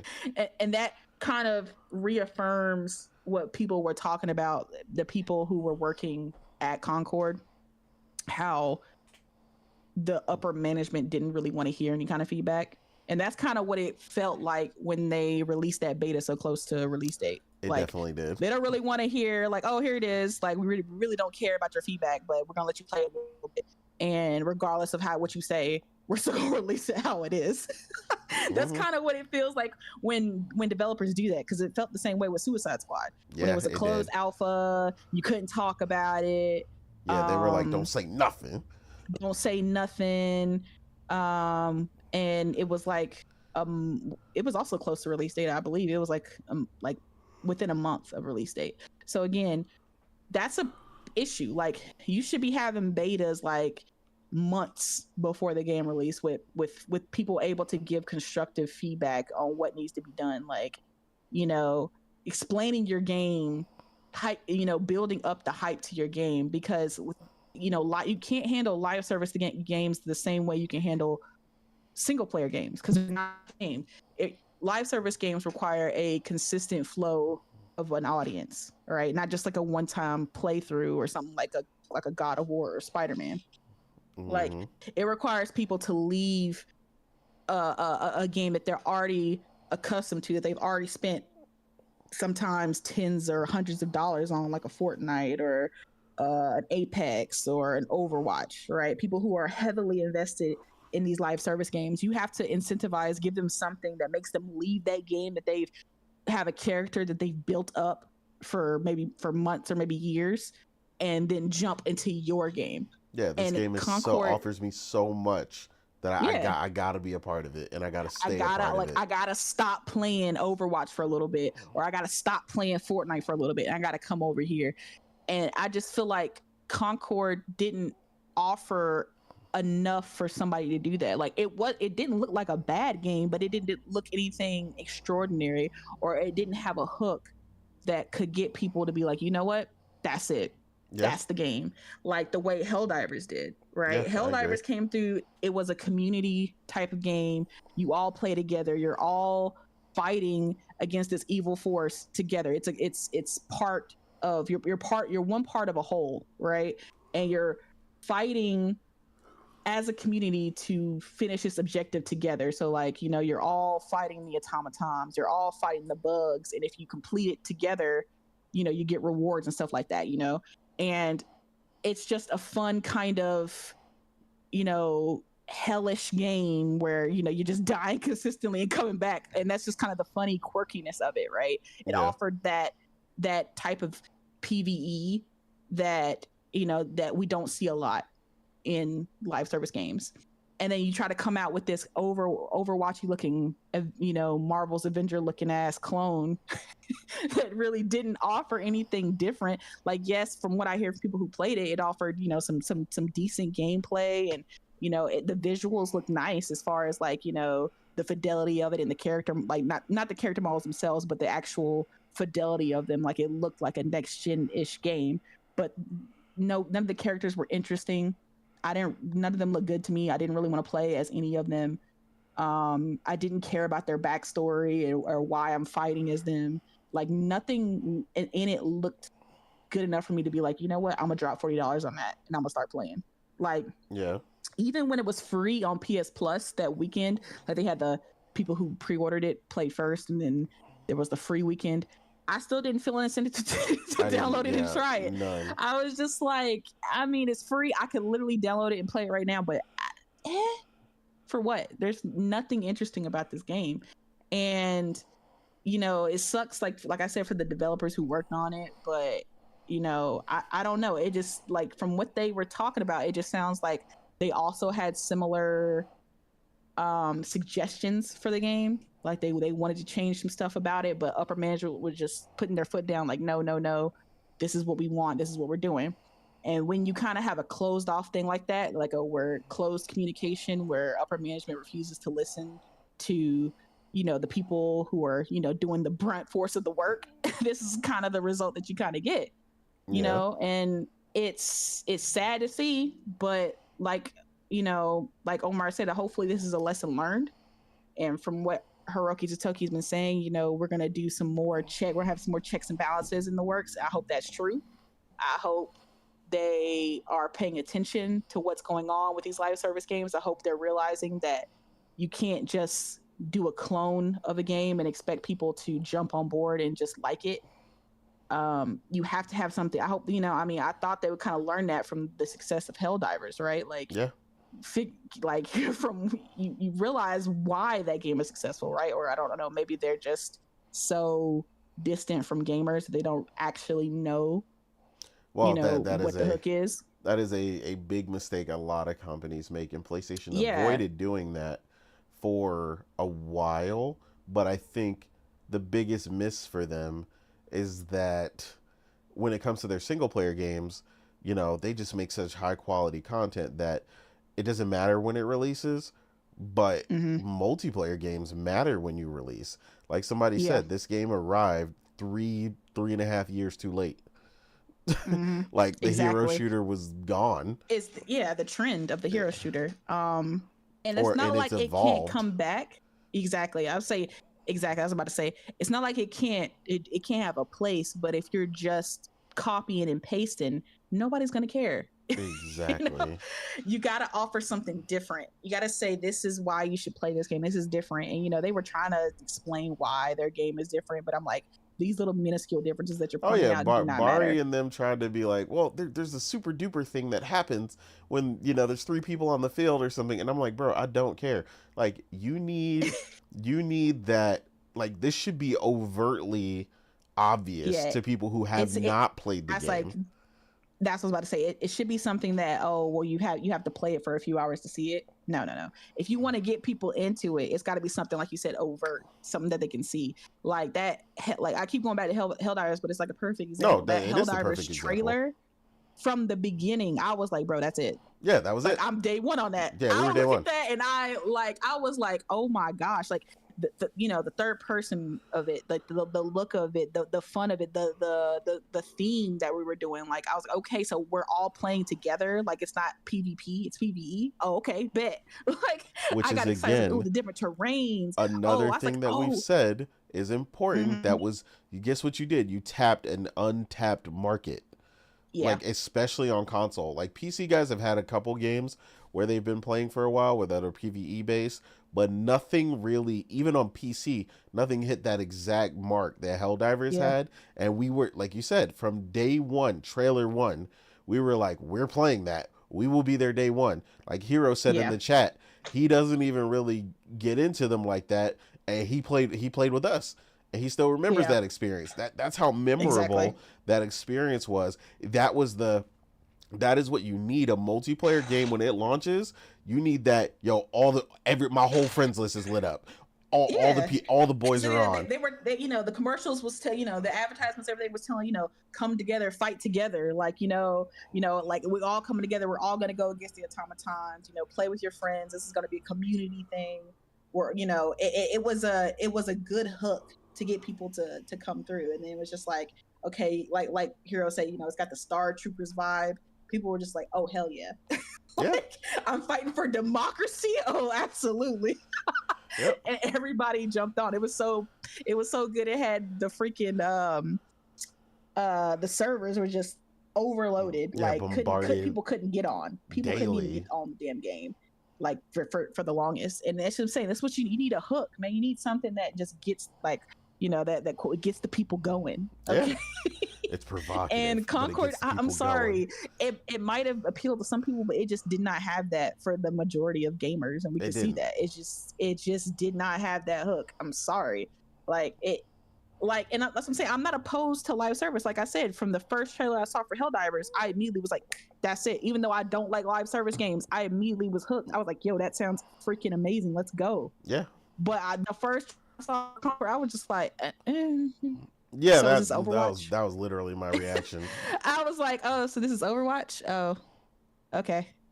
And then I immediately got excited at the end of the state of play because then they showed Astrobot, and I was like, oh my god. Exactly. But that's what I'm saying. Like, people were not getting, like, because even trying to explain that it wasn't, they were like, but it's not like Overwatch, and I was like, bro, it doesn't matter, because but that's the problem. It didn't discern itself enough from Overwatch, because when my eyes looked at it and I was like, oh, that's Overwatch. Like, sure, if I had played it, maybe I would have got a different vibe, like, oh, okay, so it's different from Overwatch, it's offering different. But that's the problem. They didn't advertise it like that. That message that it's not a clone did not come through clear. It did not. I'm sorry. It did not. The message was not received. I'm sorry. Like, they started showing like, I liked the little story that they were doing. It's like, okay, that sounds cool.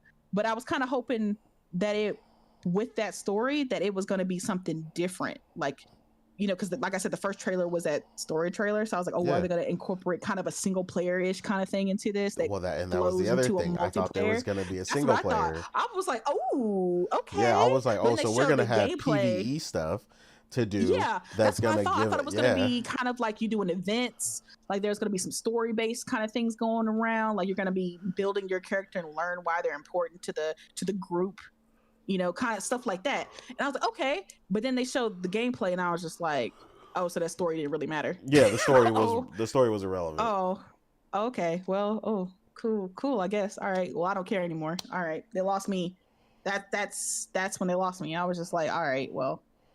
But I feel like that, that idea of a story incorporating with the multiplayer probably would have done a better job at getting people to play the game, because that's a lot more interesting. It is. And that's what got people excited, was like, when we saw that first CGI, we were like, oh, okay.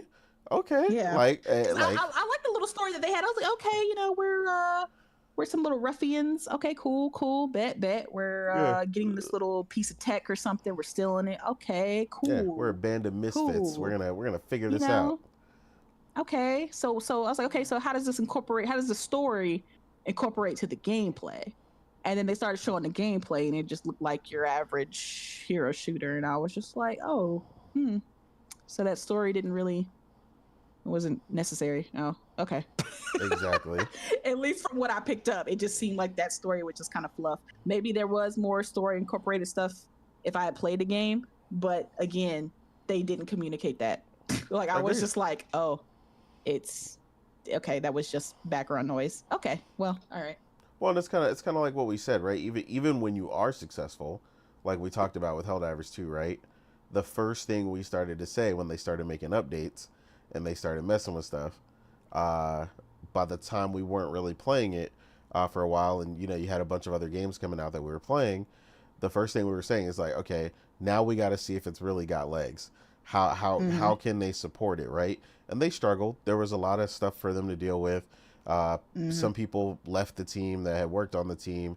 They had to get boosted up. They finally seem to be getting a handle on it. They Yeah. made a bunch of changes, and I mean, he essentially said, ironically, what I said. Um, you were running away new players because you can't you got to remember everybody playing your game didn't play when we played, so everybody's not Right. showing up level 26 with Mm-hmm. rocket launchers and All the little packs and yeah, everything all like the that. little All the packs. little stratagems. The E- stratagems are locked and shit. Yeah. exactly. So it's like you gotta like from the bottom to the top, your game's got to be fun and inviting. And they, like he Yeah. said, they got way too focused on On the new. making it hard, uh, Mm-hmm. and not fun. And I was like, yeah, Yeah. man. I was like, you got people I know that literally play no hit run games for fun, and they logged into your game and logged back off because they were like, this is ridiculous. My weapon does no damage.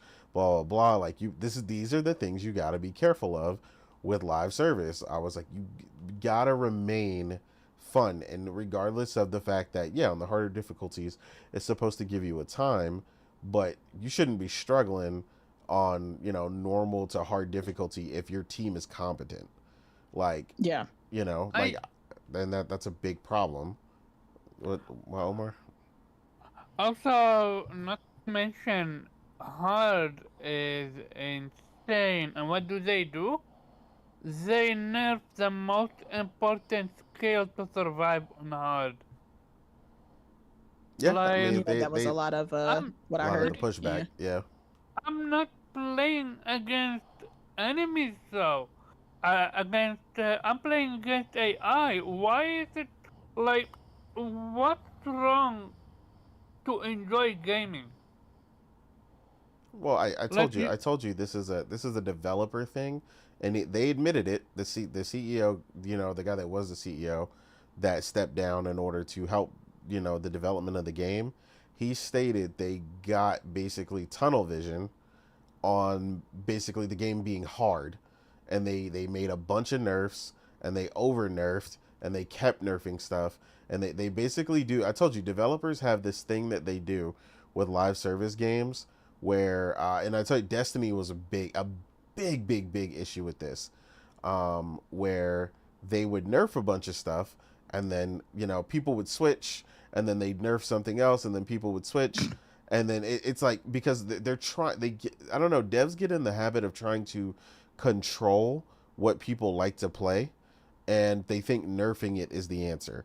So when a little electric gun was hot, they nerfed it. When the flaming shotgun was hot, they nerfed it. Like it's like no, what you need to do is then this is the Borderlands effect, right? This is why I say it's so important for people to pay attention to Borderlands. Borderlands 3 did the best thing ever, and they almost fell victim to this. They nerfed a set of weapons that people really loved, and because too many people were using these guns, right? And the fan base literally fell off the map for Borderlands 3 for a while. Like a good 2-3 weeks, they were gone. They were like it went from 8 million people playing to like 12. Like it was so bad, and they patched it about a week and a half to 2 weeks later, and they put the weapons back. And then what they did is they buffed every other weapon, and they were like, "Oh, this is what you guys wanted," and the fan base came back. Everybody was excited. Everybody was trying a bunch of new weapons, a bunch of new builds, all this stuff. It's like stop trying to make the gun everybody's using or the build everyone's using unviable, and start focusing on making the other things more viable. Like, I don't know why it's a dev thing to think to subtract rather than add. Like I don't know what it must be philosophy or something they're taught in game they love design. control. They love control. They don't want us to have fun. Well, If you can have control, but it's how they go about it. Nah, I just think they just kind of just overthink and be like, okay, people are in it. Like, how do we keep them in it? And they just kind of just make the wrong decisions. I don't think they Well, don't yeah, want us to have fun. I mean, he definitely Obviously they said want us they to have got fun tunnel because they want vision. us. Like, hey, Yeah, we got they want focused us on to this play the one game, thing. and they want more people to play the game. So it's not like they don't want people to have fun. It's just I think like once you're in your work like they say, you just get tunnel vision, and you think, okay, how do I make this better? Oh, let's do this and this and this.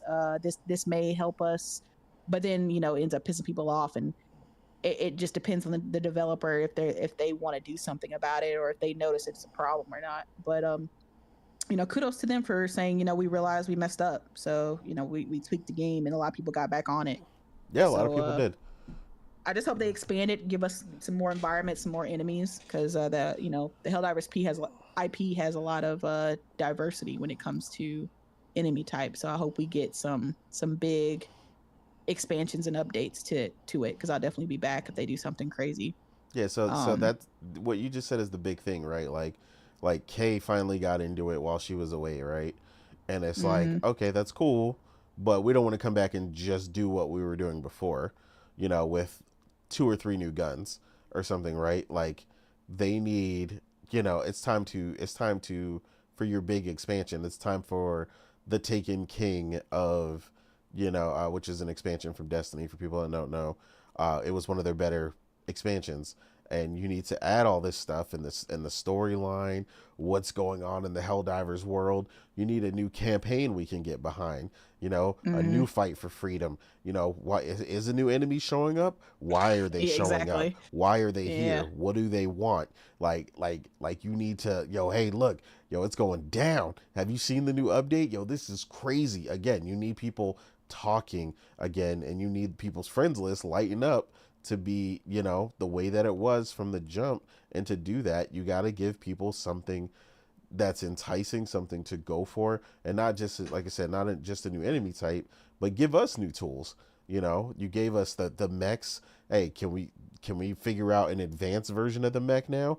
Can we log in and now we got, you could customize your mech, and now they look like Gundams, and now they, or whatever, or like there's so much potential, but it's like you gotta bring it to us, as the game designer. So Mm-hmm. I'm interested. Like you said, there's so much potential left in that franchise, and I hope they don't squander it. Like you said, they did get a boost for quite a few people to come back after they made the recent changes.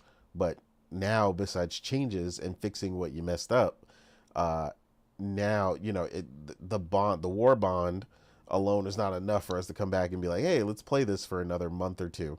No, you got to give us, like you said, some new content, a new reason to fight, and not just, hey, here's a new enemy type.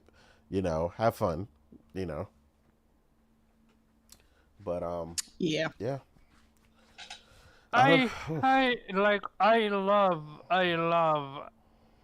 um Helldiver 2. Like I got the plot.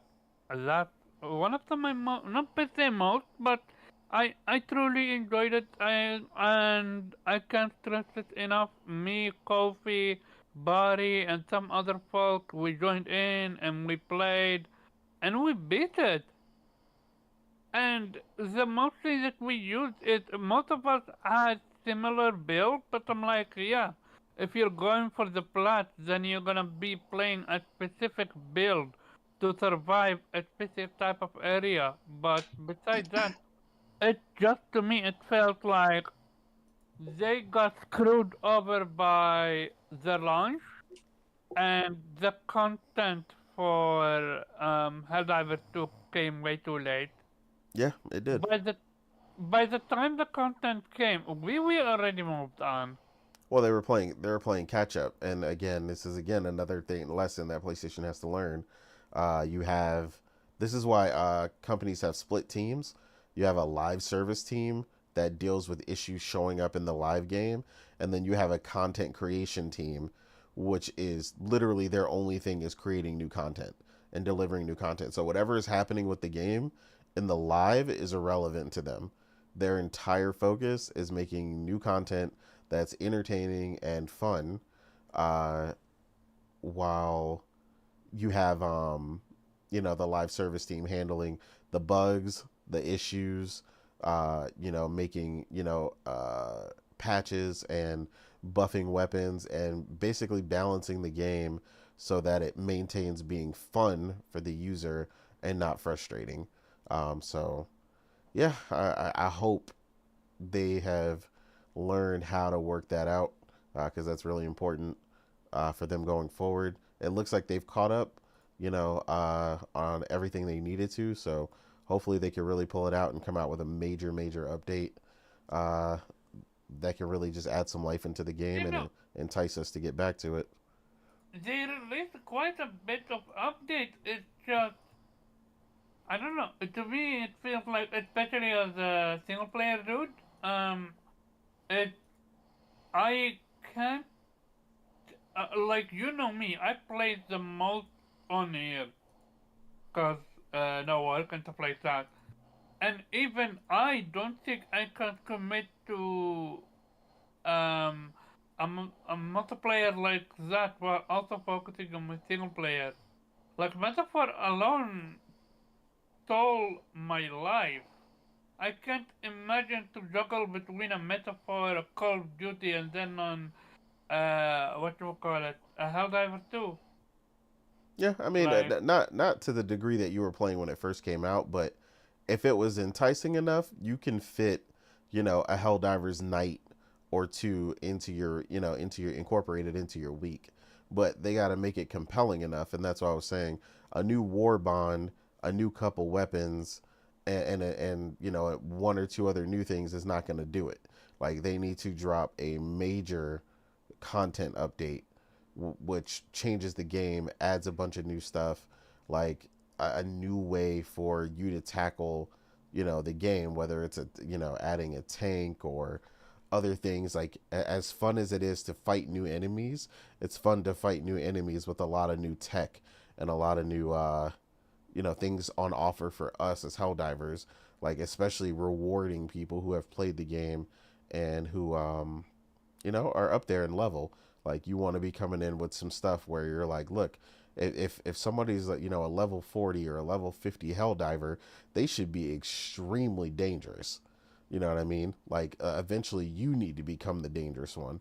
Like, yeah, I get it. You're supposed to start, on the downturn, but like eventually you need to become crazy, exotic weapons, special stuff. Like there's so many things that they're missing, right?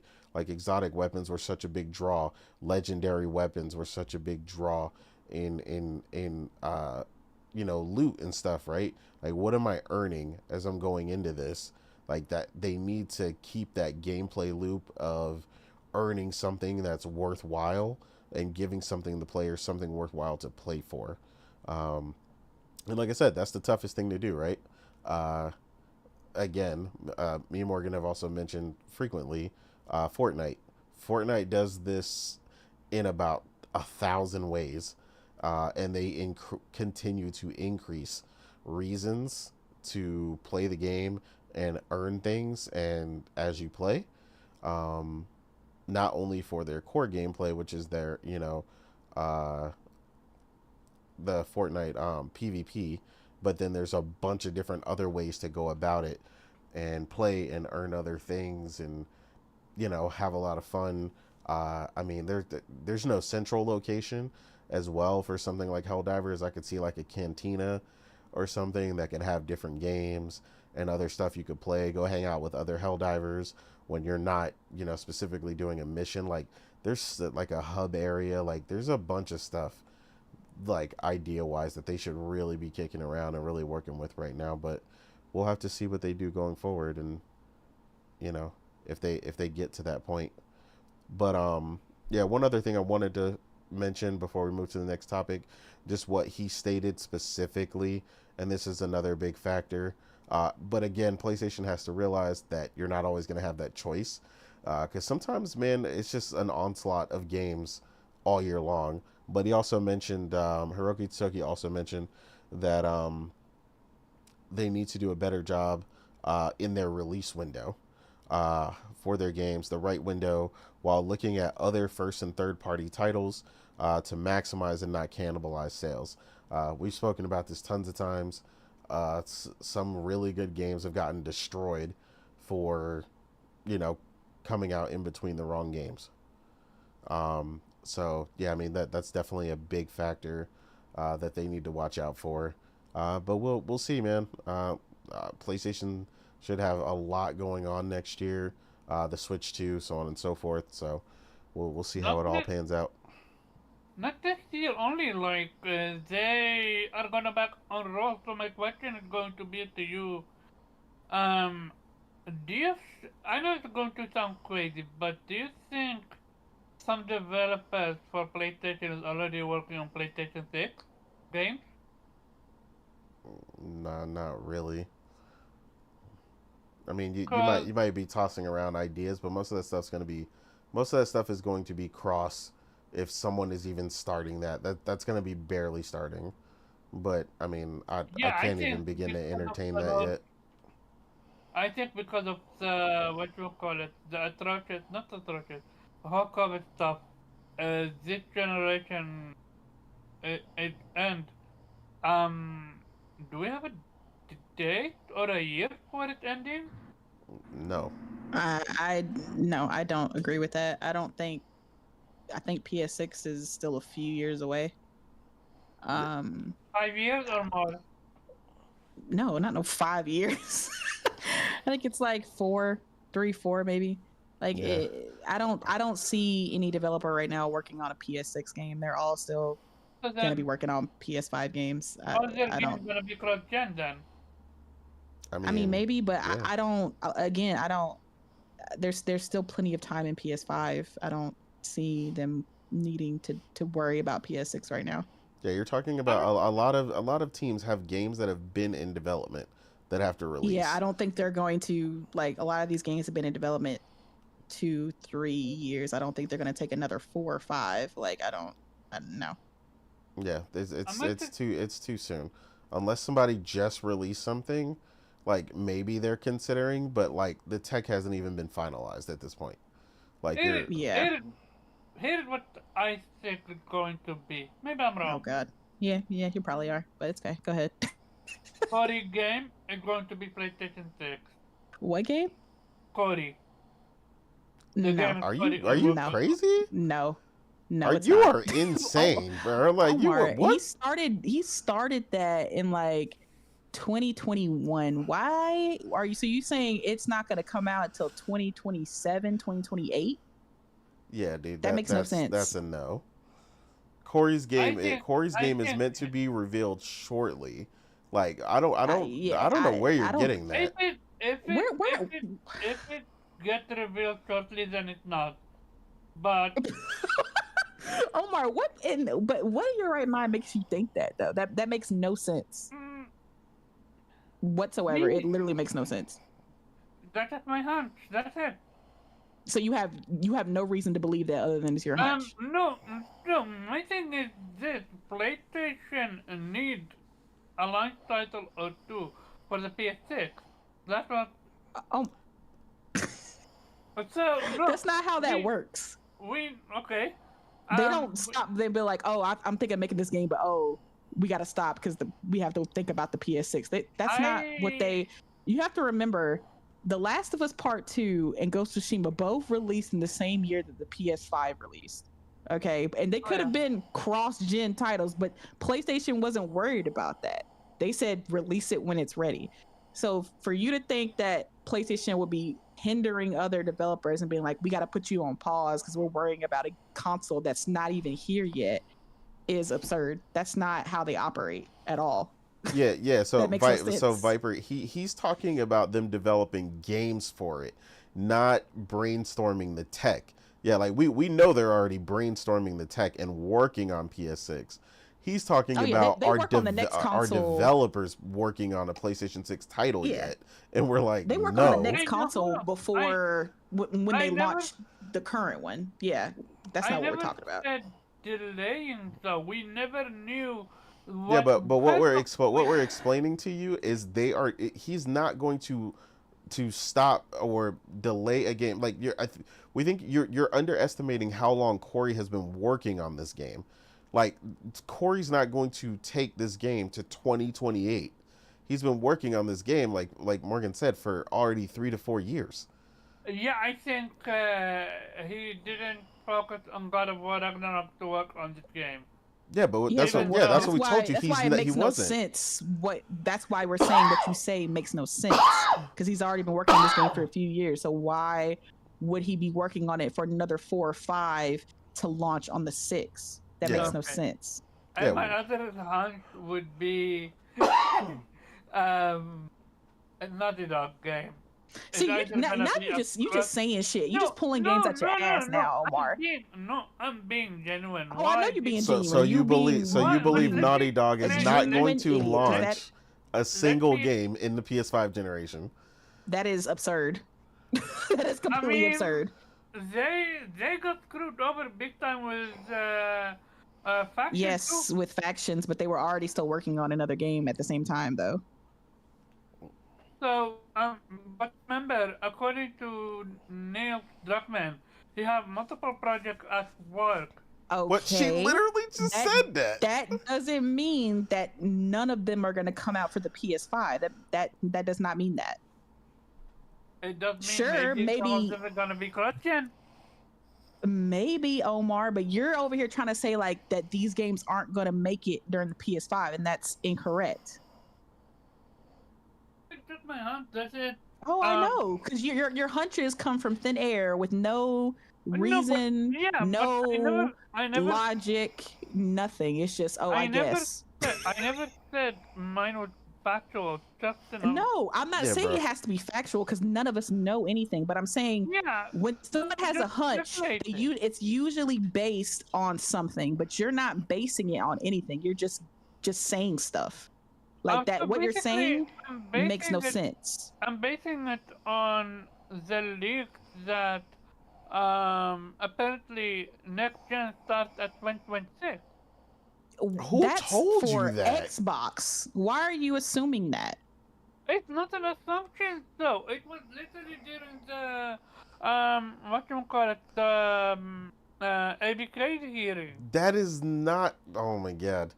The Wait, alleged what? the alleged next thing that the Xbox dudes are guessing, by the way, guessing is not a start to the next gen.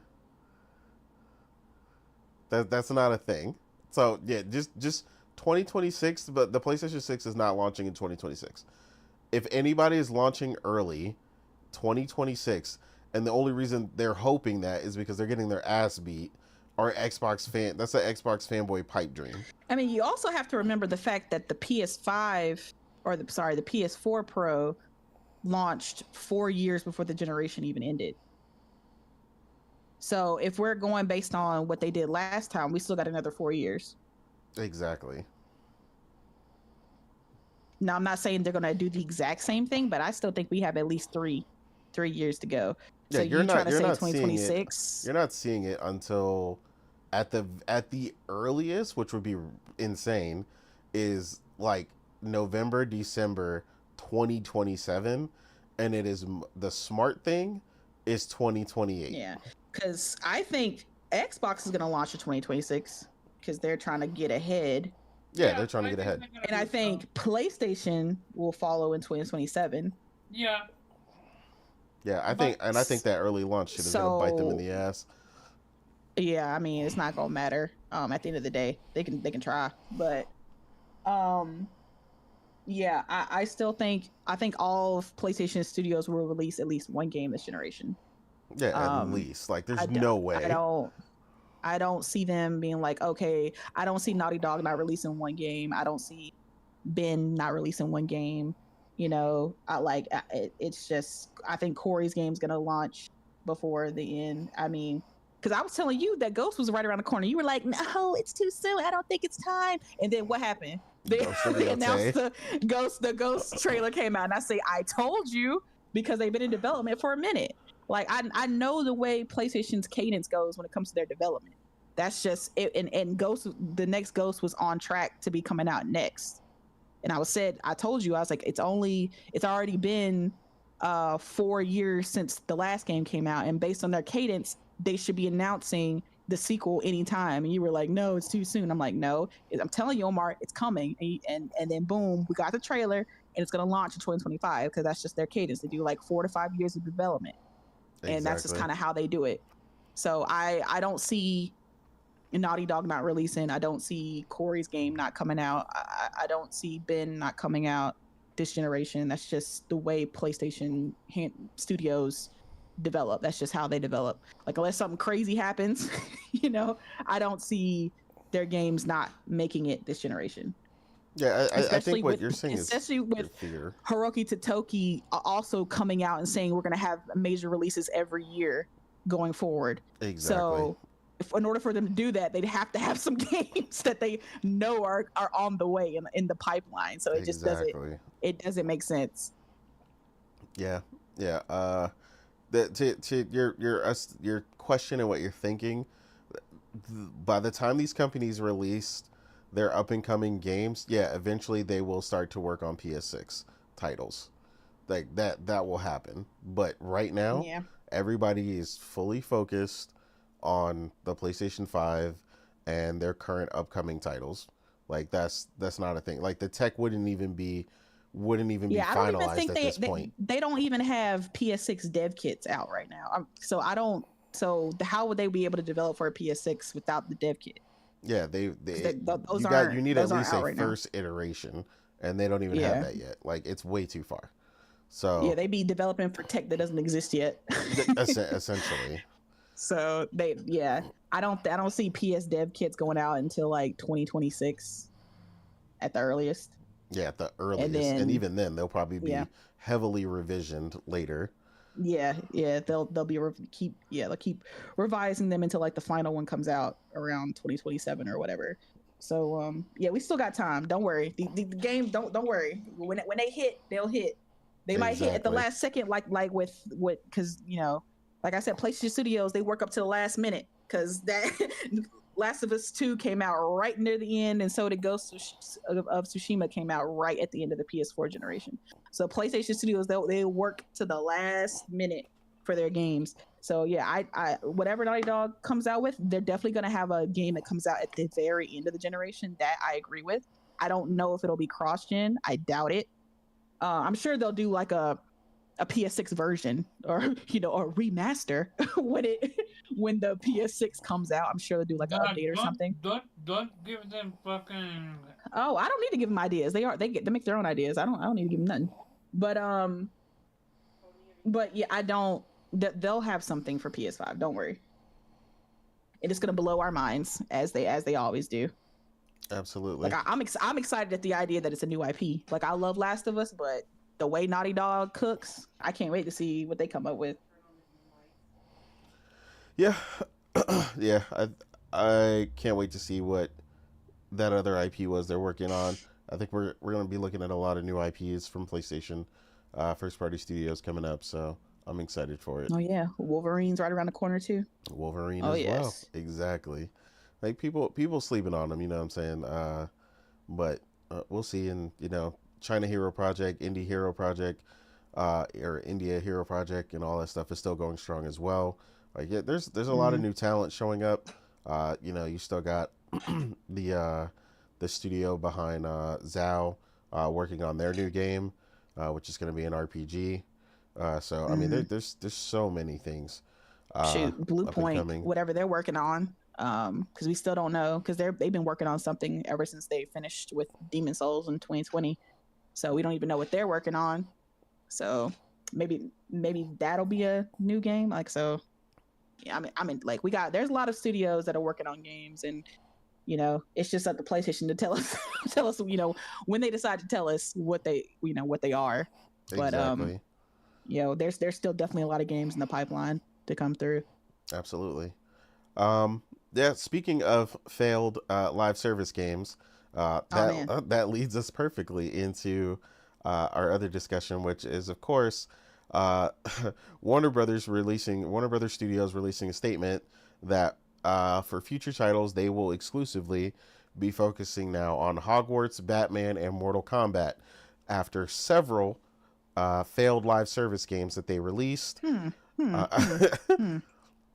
Yeah, with Crazy. What was it, the Suicide Squad, and so wait, you're saying that after their failed attempts in live service and them having some of the most successful single player games ever that they stopped making in order to make live service that failed, they're going to go back to making the single player games that got them the name. Oh wow, They that's are. crazy. They are. I know. Oh The concept man. is wild. The concept is wild.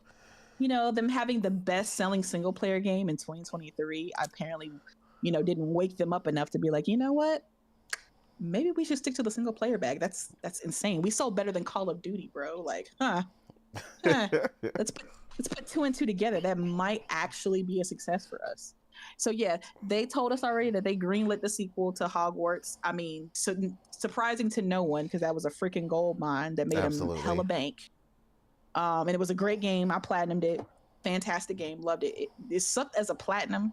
The platinum itself Yeah, that was platinum. unnecessarily Ugh. impeding. Like trying to get all those collectibles. Like I almost killed myself to be honest. But the game itself though, fantastic. Anybody who's played it will tell you Hogwarts Legacy is that game. So yeah, they confirmed they're working on a sequel, which is great. I'm glad the team got greenlit for that. Agreed.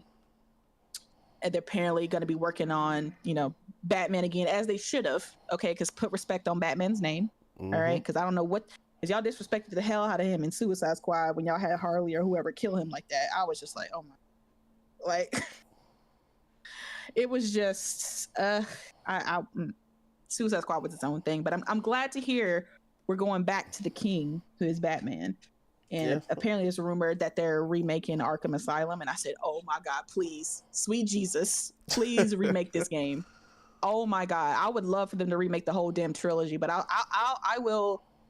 I'll be happy with Arkham Asylum. Like in next gen graphics, in nice 60 on my Pro, like, like I'm telling you, that sounds like heaven to me. I will take that all day, every day of the week.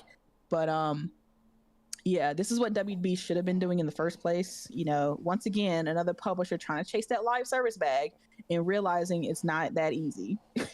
Yeah, even after his comment about single player games, single player AAA development being a volatile thing, only to find out how volatile, live services, ironically. And this, unfortunately, these developers have to keep fucking around and finding out. But let them, because let them fail and then let them come crawling back to the single player gamers for money. Exactly. Yeah. Come back and try to come back and kiss our feet in a good graces. Like, oh, we'll make a single player games again. Like, yeah, that's what you should have done. But yeah, I'm happy to hear that. Hopefully they don't go under before they finish development for these single player games the way WB likes to run. But yeah, that all sounds great to me. I hope they've given up on this little live service venture, but the way these publishers have been acting, I highly doubt it. I'm sure they're gonna try again, because if at first you don't succeed, fuck up again. That's what these publishers love to do. Definitely love to do that. Yeah, because they're all chasing that mythical Fortnite creature that they hope to create. Absolutely. But yeah, this what they say. If they stick to it, it sounds great to me. I agree. Sounds great to me. So I hope WB realizes the gems that they have as far as single player IPs. Right? I mean, you got the GOAT Batman. Okay.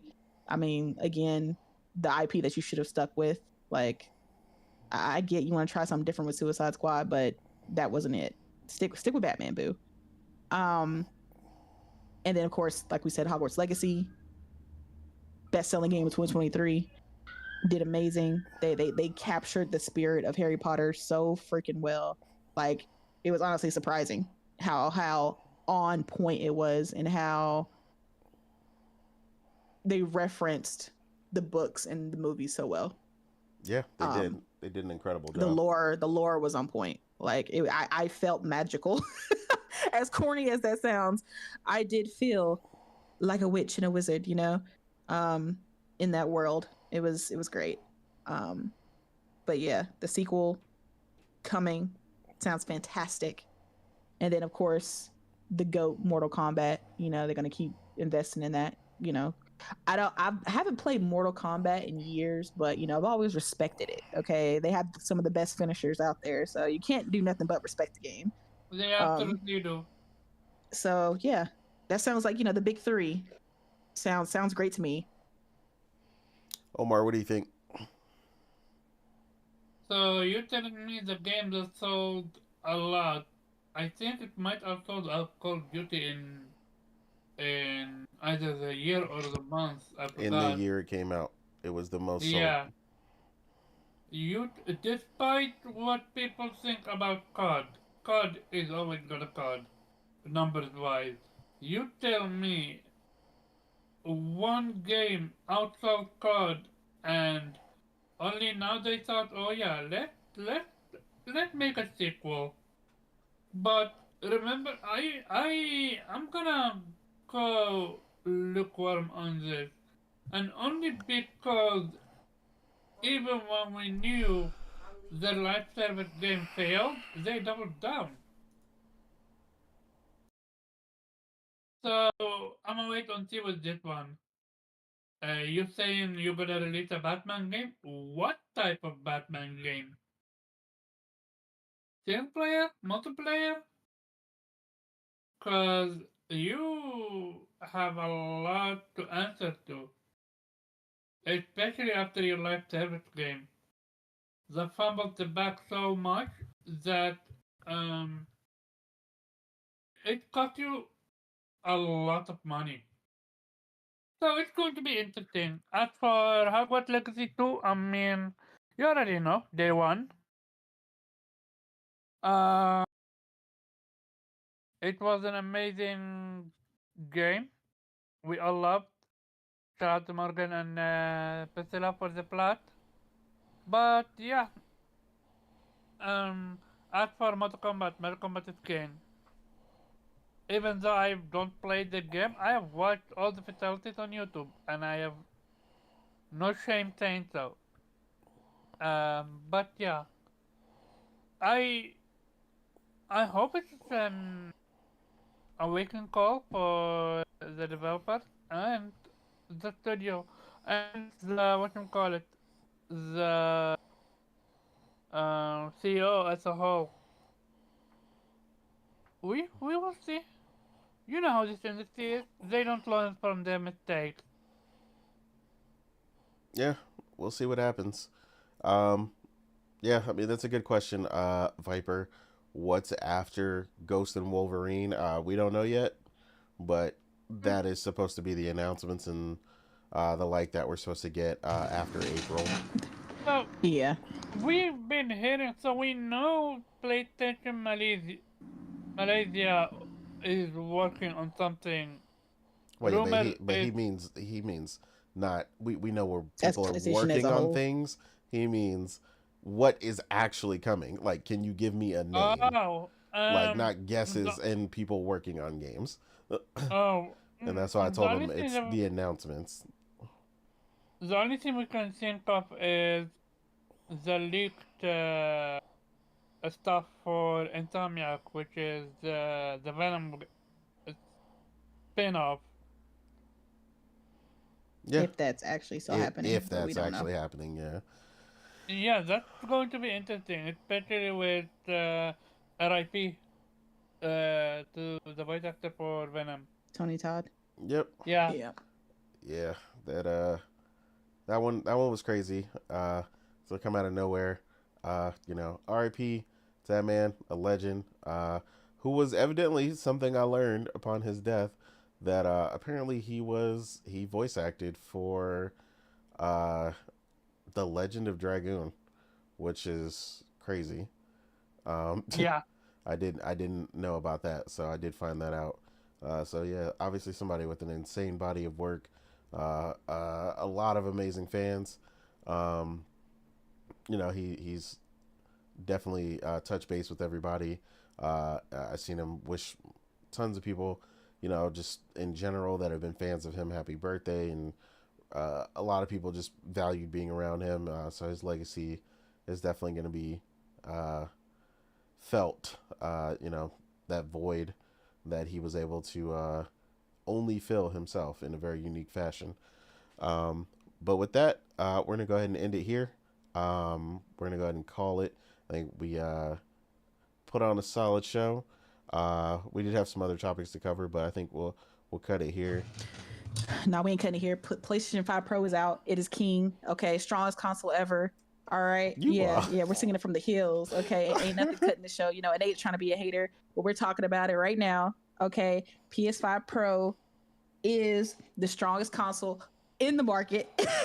I mean, it And is. congratulations to the people who have procured it. Okay, I've been seeing amazing things. People playing, you know, their older games, their new games. Final Fantasy Rebirth is looking like a completely new experience on the Pro, from what I hear.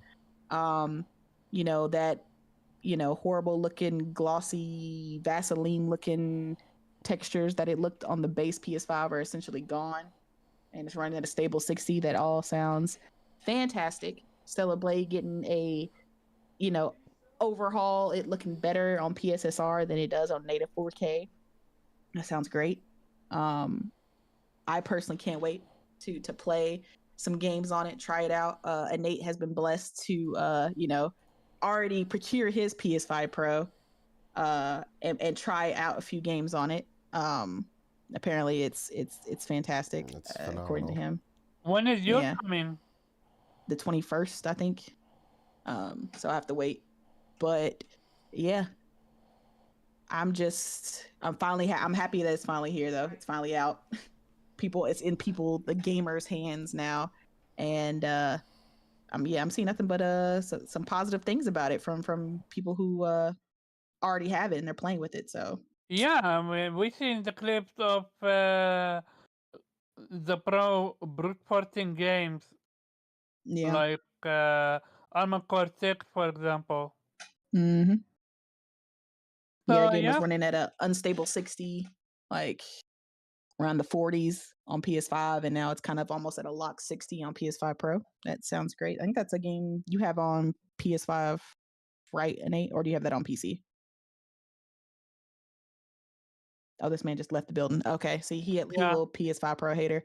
Um, but yeah, it's I'm excited though. I can't wait to get mine. I'm just watching everybody else with bated breath, like oh man. But I'm really curious to see what it's gonna do for, like, it's cool to see what it does for games that are already out, but I'm more curious to see what it's gonna do for newer games that haven't been released yet. We already Um know you're salivating for GTA 6 on the oh Pro. yeah. Oh yeah. Oh yeah. The bloodbath Oh. that's gonna be. Yeah, Oh, sorry, he's back Priscilla. now all of a Priscilla sudden. was talking to me. Oh man. We're on the show, ma'am. Relax.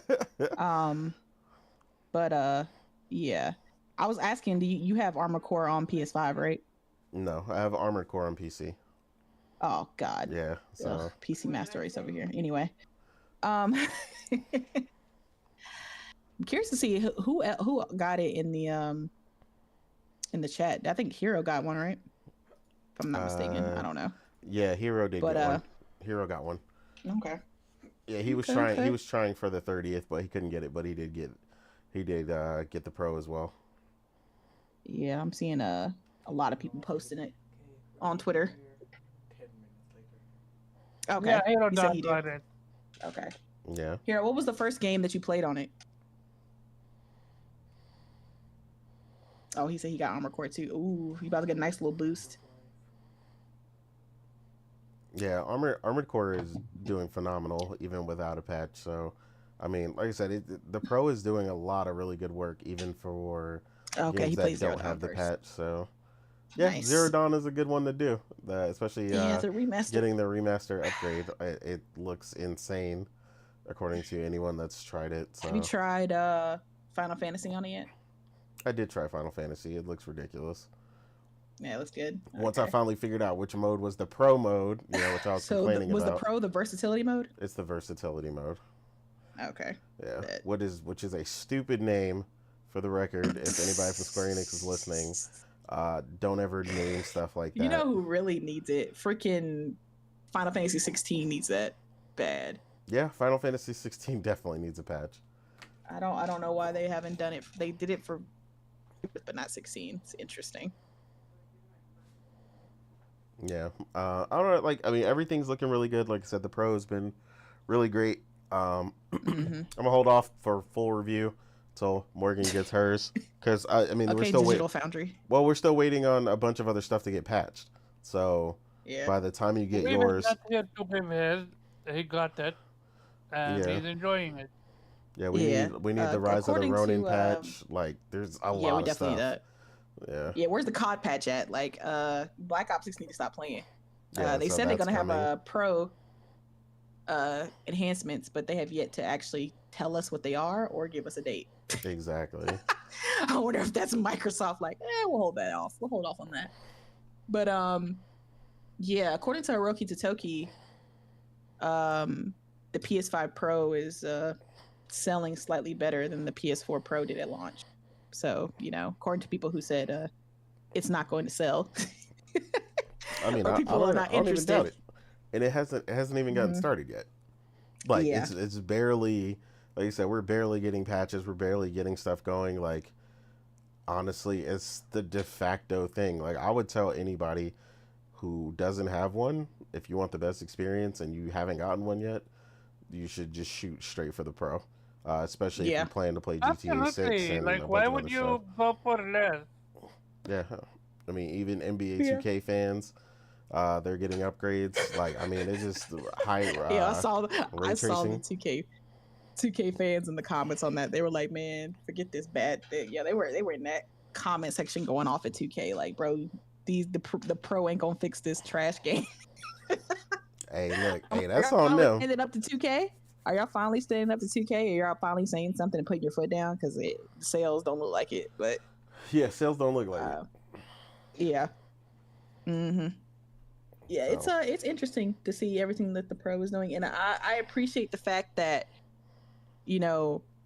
off the bat, PlayStation had like 50 plus games ready to go to be enhanced by the pro. People were like, "Oh, it's not going to have anything. What's games they're going to have?" And it's got new games, it's got older games. We've got games that haven't even been released yet, like Assassin's Creed, Shadows, that's going to be enhanced. yeah, that was gonna be my real day one, Mm-hmm. The but that got delayed sadly. I I know that was going to be like one of the first games that I played on my pro, but hey, a delayed game can only be better. So I'll, you know, They it's delayed it for okay. the right reasons, so I'm not mad. Yeah. And then like a Dragon, the Pirate Yakuza game's also going to be PS5 Pro enhanced. So there are a couple of games that are on my wish list that I'm going to play that are going to be taking advantage of the Pro. So I'm excited. And I appreciate the fact that PlayStation is giving out these what's the word I'm looking for? Giving out the schematics for the Pro and letting developers utilize it, and the fact that a lot of developers are taking advantage of it and are going out of their way to add it when they don't have to. I appreciate that because one of the games that I haven't played yet that I've been looking forward to playing, Baldur's Gate 3, has gotten PS5 Pro enhanced, and I was like, oh, this is the perfect time. This is the perfect time for me to pick it up. I have yet to play that Game of the Year winner, and so I think when it came out, there was a lot of like frame rate issues with it and stuff like that. So I kind of put it off, and plus there was a lot of games that I was playing at the time, so I was just like, oh, I'll just wait.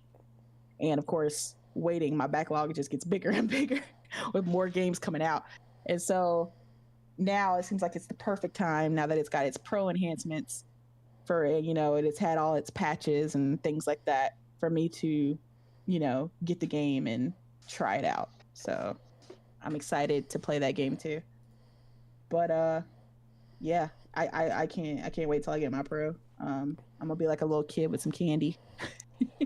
Yeah, as you should. Excited to It's worth every try drop. everything out. Yeah, I heard about FC25. I mean, I can't speak from personal experience because I don't play any sports games, but I have seen people going crazy over FC25. It's so weird to call it that. I wish they never would have lost the FIFA license. I hate calling it that, but yeah. Dragon's Dogma. Yeah, Dragon's Dogma I've heard is a really big update as well.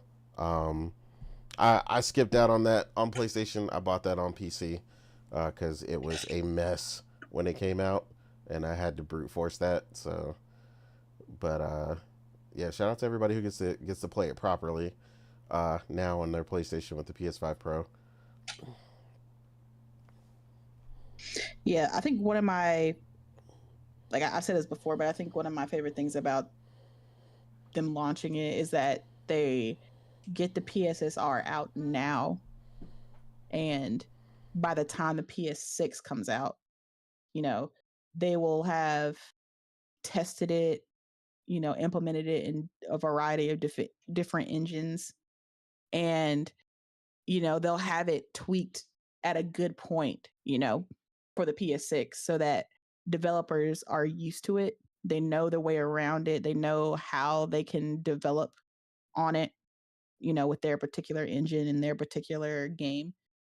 And so they're not struggling to get games to work on PSSR. Like they're not like, oh, this is kind of the first game we did. We're doing a little bit with it, but we're just kind of getting our foot, our toes wet with PSSR. So we just kind of give you like a little side mode, like so they'll be vets at least, or at least a little experience with PSSR for their game, so that we can get games that take more of a full advantage of the upscaling tech in the PlayStation. Yeah, that was one of the main reasons I was happy for a Pro, because like I said, it'll lessen the need for a lot of games to be kind of testers when the PS6 comes out. Yeah, I agree. The I think this is what I'm personally looking forward to. Just happened to be on the screen, but I know you got the platinum for this game already. What? Star Wars Outlaws. But Oh, I know. Yeah, they get the new Well, actually, the with Pro coming Outlaws, out. even before the Pro, apparently Outlaws is gonna get an overhaul. yeah, that I mean, For I was getting to that. okay. That's why I was mentioning that with them announcing the mass amount of updates they plan to incorporate for Star Wars Yeah. Outlaws, I definitely know, especially because Ubisoft is a heavy supporter of the Pro, they are definitely Mm-hmm. going to enhance it for that. So it's going to be an incredible experience to see once they are done with the overall and everything they're going to do with Star Wars Outlaws. So I Oh can't wait yeah, to see because what they do. I'm one of the 8 people who like that game. So yeah, for Yeah, us, we will enjoy yeah, we will enjoy that. Um, I can't wait to see what they do with that, and I think that they're releasing some expansions with that. If I remember.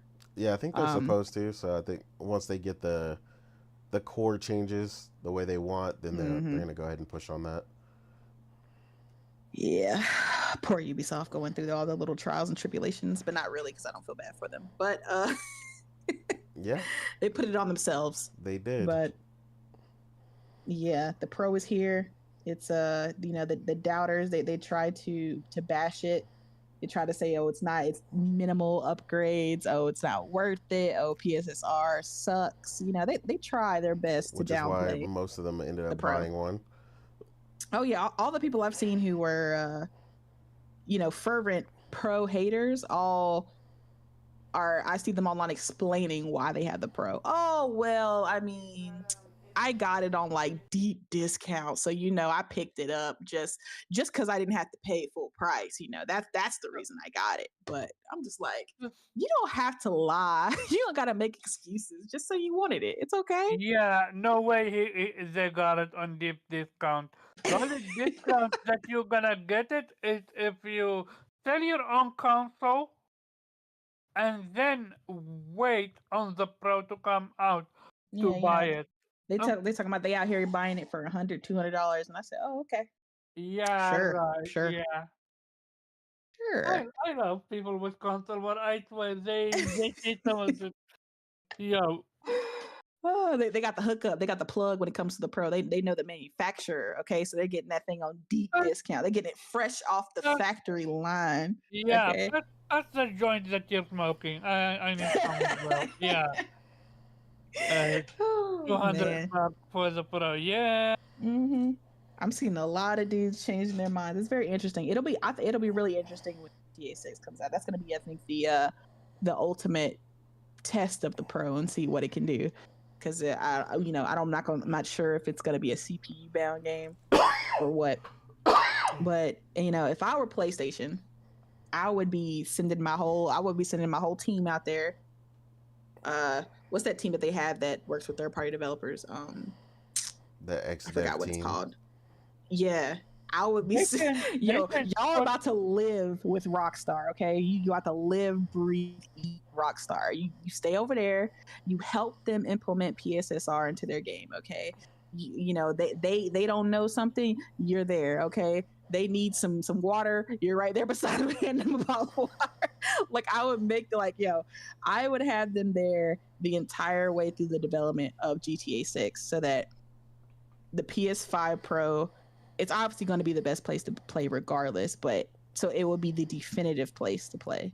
Like no other place at launch, at least, will have the quality and performance of the Pro. And that's what I would do, because GTA 6 or just GTA in general, just Rockstar games in general, are generation defining games that even people who aren't gamers, they game just to play GTA, right? That's the game that always moves the needle. That's the game that always innovates, right? That's the game that always takes the next step in innovation when it comes to gaming development. Rockstar is always, when Red Dead 2 came out, it was doing stuff nobody ever seen in a game. The level of interactions and immersiveness in that game was next level. So I know when GTA 6 drops, it's going to be some other crazy stuff that we haven't seen. And if PlayStation is as smart as I think they are, they would get in on the ground floor on that. Okay. One, they would get the marketing, right? And then two, they would be there with them through these last few months of development to make sure that the PS5 Pro is utilized by Rockstar to the best of their ability, so It's going that to be interesting to see if the Pro can do 60 FPS. yeah, because if it can't do so, you can only do so much with the hardware, right? So if they can't make it do 60, at least do like a unlock 30 frame rate, so you get like a 40 or something. So I don't know. That's what I would do if I was if I was PlayStation. I would be there with Rockstar every step of the way, trying to get this game to work the best on my system, on the my high end system. So, but that's just me. Yeah, Yeah. I agree. That's not only going to be the what you call it, the test. It could be the experimentation point. Yeah. For them to this is the best. This is the biggest game of this generation Oh I yeah. can think of, multiplayer wise. And if you want it, console wise, you're gonna play it the best on the Pro. Well, you don't have a Yep. chance. You don't have a choice for at least a year. So Yeah. PC isn't gonna get it for at least a year. So So I'm saying, Also, man, very they get quick, that on the uh, box bundled. Go ahead. Go ahead, Omar. shout out to the what you call it, the people that what do you call that shit? Um, no, when you buy something to prevent other from getting it, and a Oh, the also scalpers. scalper. The scalpers. yeah, Yeah. thank you. Shout out to the culprit that got destroyed and now selling their pro for less I because the pro is way more available now for love others. it. Yeah, anytime scalpers are burned, I enjoy that. So yeah, anybody who bought multiple pros, hoping to flip it, hoping that it would be a rare item out in these streets, and they could just flip it for twice the price or whatever, and now they're burned, and they have to basically sell it for less or take it back and just get their money back. Yeah, I don't feel bad for them. That's hilarious to me. They're already Cause selling it for less because they have no other choice. yeah, I don't feel bad for them because I Me could have neither. told you, I could have told you that there was only plenty of pros. Like there's not a chip shortage with PlayStation like that anymore, and this is going to be a niche product that not everybody's going to buy. So there's gonna be plenty, If, plenty to go if around. this was the 25 what you call it, year edition, yeah, that would make sense. For the Pro Hmm. only, Yeah, yeah, I know. yeah. So I'm just laughing. That's hilarious to me, and I hope they end up losing lots of money on the fact that they tried with the Pro. Uh, yeah. But it seems like now they've kind of turned their attention to the disk drives, and that's the thing that's selling out now.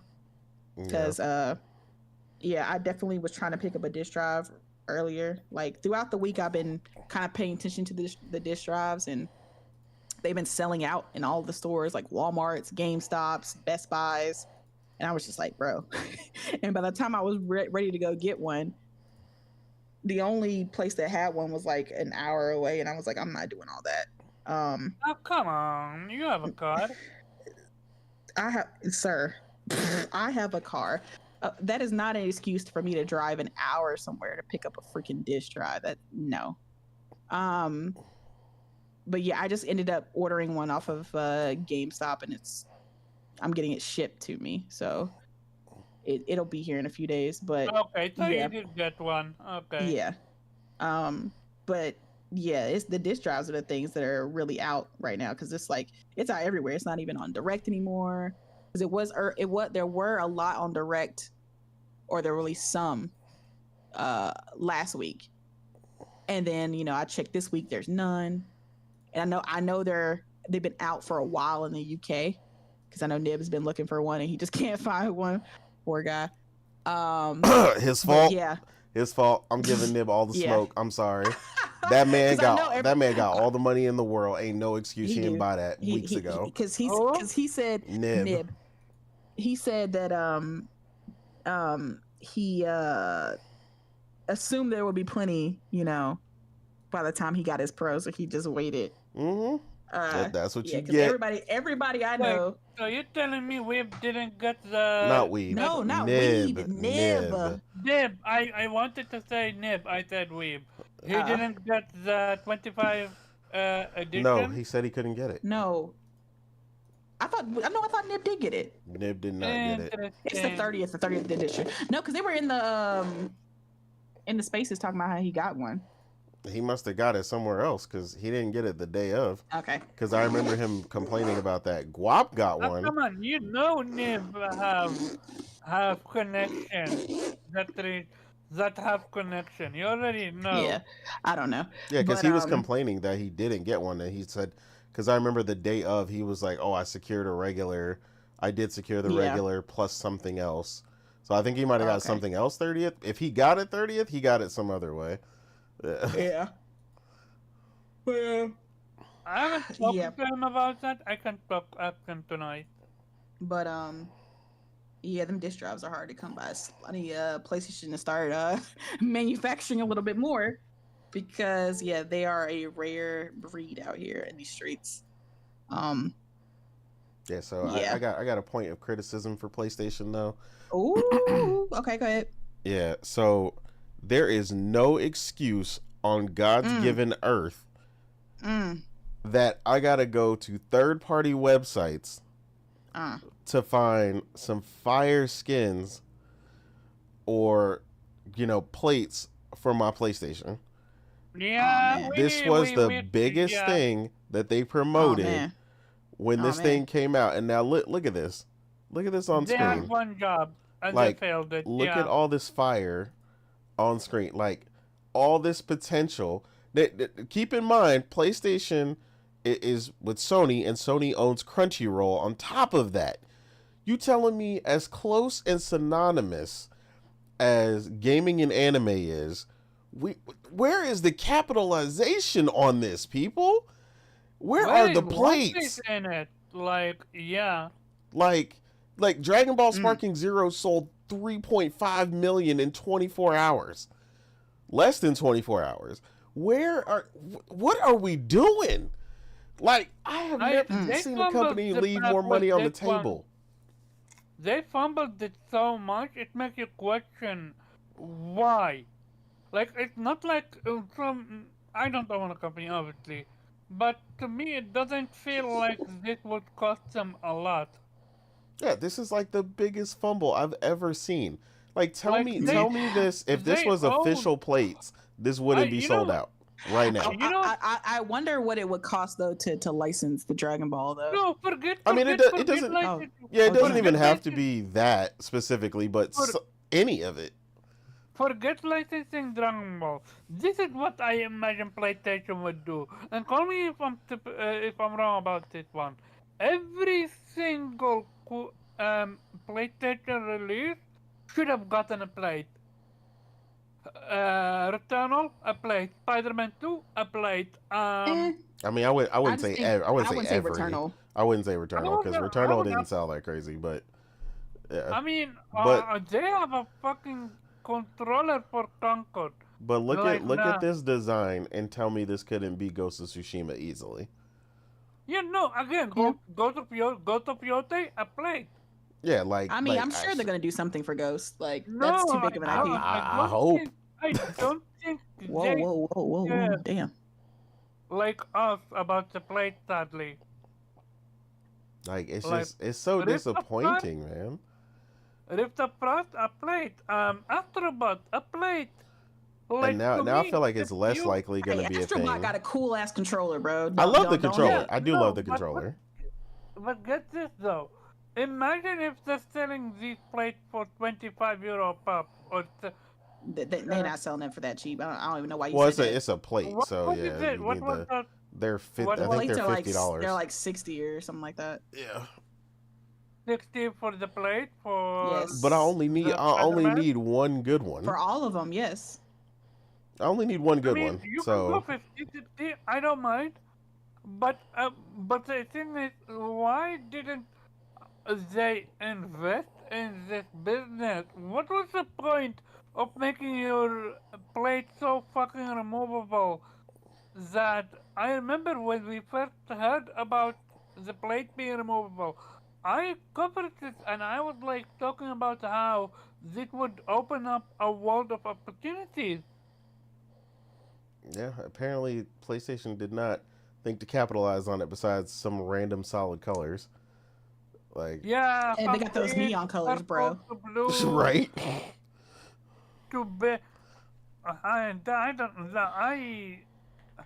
I swear, companies, the biggest companies, make some of the most stupidest, dumbfounding mistakes out there. They do. Yeah, I just think it's about the money. I think they think if they like they won't get as much if like as much as they manufacture. Like if they manufacture, a million of those plates, they're not gonna They sell can all make those. it limited edition, though. Nah, because every time they make limited edition, y'all get pissed off. You're like, oh my god, why do But they only do this? clearly, There's only 50 plates. Oh my but god. I'm Like, not no. clearly clear. So how about this? Make a few amount and see if people want more. You make more. You make more. Yeah, if they're worried about the stock not selling, then they need to take a play at this is what I'm saying. This is where PlayStation gets on my nerves. Like they need Oh to man. start taking plays out of their competitors' playbook that actually work. So you know what happens when you want a custom controller from Xbox? You go to Don't you ever you go to the tell them to custom take advice from area. Xbox. No, I'm just kidding. You go to the custom thing and you And you make design it. your controller. You can put your name on You it, talking about and you you talking make about the it. design lab? The Yeah. design lab. They need a design lab for the PlayStation plates, and then I could just request whichever. Then they could put the designs there, like the one I have on here, but for Ghost or something or whatever. Then you don't have to worry about it. And then I wait X amount of time because the plates are made to order. You just wait a little bit longer, and you don't have to worry about overstock. Mm.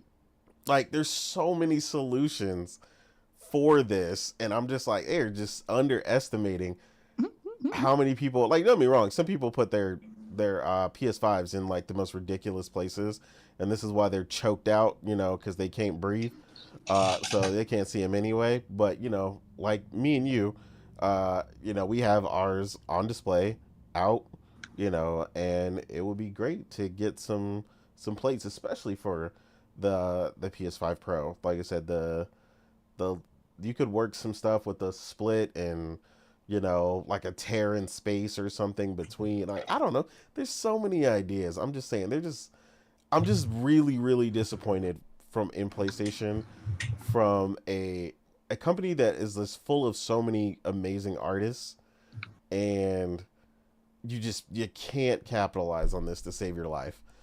And now I already know, like, as much as I love the Pro, I know that unless I take this thing somewhere to get airbrushed or something crazy, I'm probably not even gonna get any plates for it. So at least Yeah. not any custom ones. Yeah, I mean, it was the same way with the controllers. The only way I could get a real cool custom controller like the Last of Us controller that I have, I had to buy it from a third party uh Exactly. Did you not manufacturer. do your PlayStation the Miles Morales one? What? Yeah, The but she's Spider-Man about one. to get the Pro though, Oh, yeah.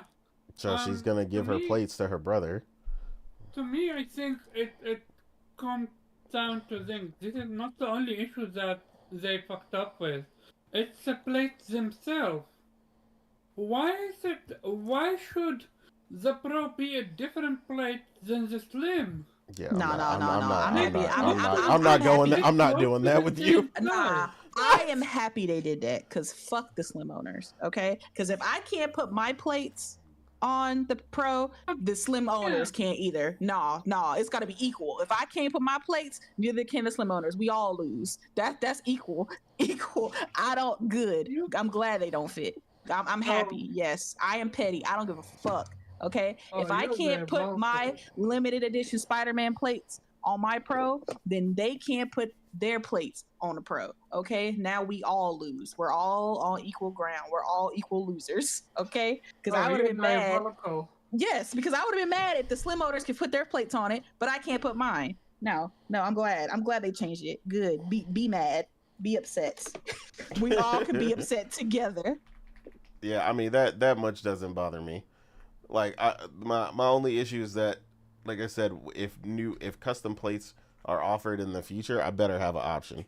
They better not, sit out Pro owners Oh no, because I think they're gonna do every iteration. They're gonna do the OG, Slim, and the Pro. yeah, because then I'm gonna be mad. Nah, they're not gonna be like, oh no, Pro version. Like, nah, come on. Yeah, this was one of the other really famous ones. These, like, I would have killed to have these plates, man. I have a question. Did PlayStation go after the website that was making these plates? They just changed the design. These plates are not real. They weren't ever Not made. these, not these, not these. I remember PlayStation going after the Yes, they website. did, and they changed the design, and they couldn't do anything about it after that. So why go after the website if you're not gonna, make something I mean, they yourself? did though. They did though, because right after they went after the website, they released their own plates. Yeah, But not to the degree that we are asking. No, but the website that they went after made like the same color they plates that made they plates did. that they did. Yeah, yeah, that's what Yeah, they because weren't making custom plates. that's where I got my black plates from. Was from D brand because Yeah, they were making plates, and so that's where I got my black plates. And then Sony sued them, and then like immediately after, I think that's why they sued them because they were already making those colors, yeah, they and so Why were. they not sued ask them. me? It feels like either buy them out or partner with them. You don't wait. I don't think you D understand brand what D D I don't brand I don't does. D brand makes covers for phones, Oh, tablets. okay. Like they're their own company. They're not just a PlayStation thing. Heck, if I would PlayStation, I would be do even go beyond it. I would say, okay, give us a sketch of what design you want. We will make it for you. Make it premium, $100. Yeah, but that's what I'm saying. That's what I said. They need a design lab so I can just put what I want on there. They print it and then on the thing, and then I get my own custom plates. Like if they don't want to do it, let me do it. Yeah, I PlayStation ain't putting the money out to do that. They're not doing This that. is like this is why to me it feels like what was the point of your Yeah, I don't for understand the point of the removable plates if we're not plate doing that. being so detachable? Is it to I mean, they all. I mean, I'm not co-signing what they're doing, but they are offering a variety of different colors. Not, I'm not saying you have to like them, but they are doing something. the color though? It Man, doesn't that it shit a pisses me off. difference. The only thing I will tell you is good, and this is something that people wouldn't know unless they have taken their PlayStation apart, as you should have by now. But one of the big things about the split, and it's the same way in the Slim apparently, but the design of the Pro, I don't in order to put my SSD in because I had to order. You only have to take one half off. Yeah, I only have to take the half off that is not attached to the stupid stand. So I don't have to remove the Oh, stand. that's so much better. Okay. Yeah, it's because it's on the top Oh, half. oh, that's a lot better. Yeah, so as long Because as you put your I disk definitely had drive to in take. day one, you're good. Yeah, I definitely when I got my SSD, I had to take the stand off first and then take the plate Yeah, like to. I just got my heatsink. All I have to do, I could literally just pop it off the top right now, lay it on its side, and then take it off, and then put it in, Oh, and okay, I'm done. that's Yeah, what's up. so yeah, so that's a Oh my really god, what big. is this? What is this game trailer? That's a really big thing. That's Black Ops 6 apparently. This is zombie Oh, mode. oh, Yeah. I thought this was some new game. I was like, what the hell was this? Is people burning in the fire? Okay, my bad. I got distracted. No, you're good. I didn't know what it was either. But yeah, I agree. It's really well designed. That's something I noticed when I had to take mine apart to put my disk drive in. Um, that was like honestly, man, the design is just beautiful. I actually, funny enough, I have it to the side right now because I have them back to back. So because I was doing the Oh transfer, man, and the back of the 80s Pro 80s is buddy is cop style. beautiful. Like I love like the back. See, this is what I'm saying. Like design choices people are You heard it here, missing. folks. He said she looks good from the back. The PS5 Pro does look good from the back. Like I'm not gonna lie. Because like one of the things like that people are not considering is that the new airflow. Like, because you know how much the regular PS5 puts out the back. If you ever put your hand back there while it's on, I mean it's pumping Yeah, some air it out. gets warm. Yeah. Yeah. So the breathing holes on the back are a lot larger, like a lot Oh larger man, pause. slots. Oh my god, it's just like from a design standpoint, this is just so great. Like Okay. people do not You said it's understand. aesthetically pleasing. It is. It is.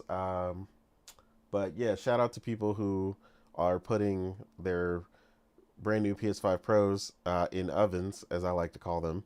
Uh, by that I mean people who are putting them in small entertainment centers, uh, with no back opening, so that the air just stays in there and circulates. Yeah, good job. But you're about 2 seconds shy, people who smoke. But yeah, Oh man. as far as choking out that system.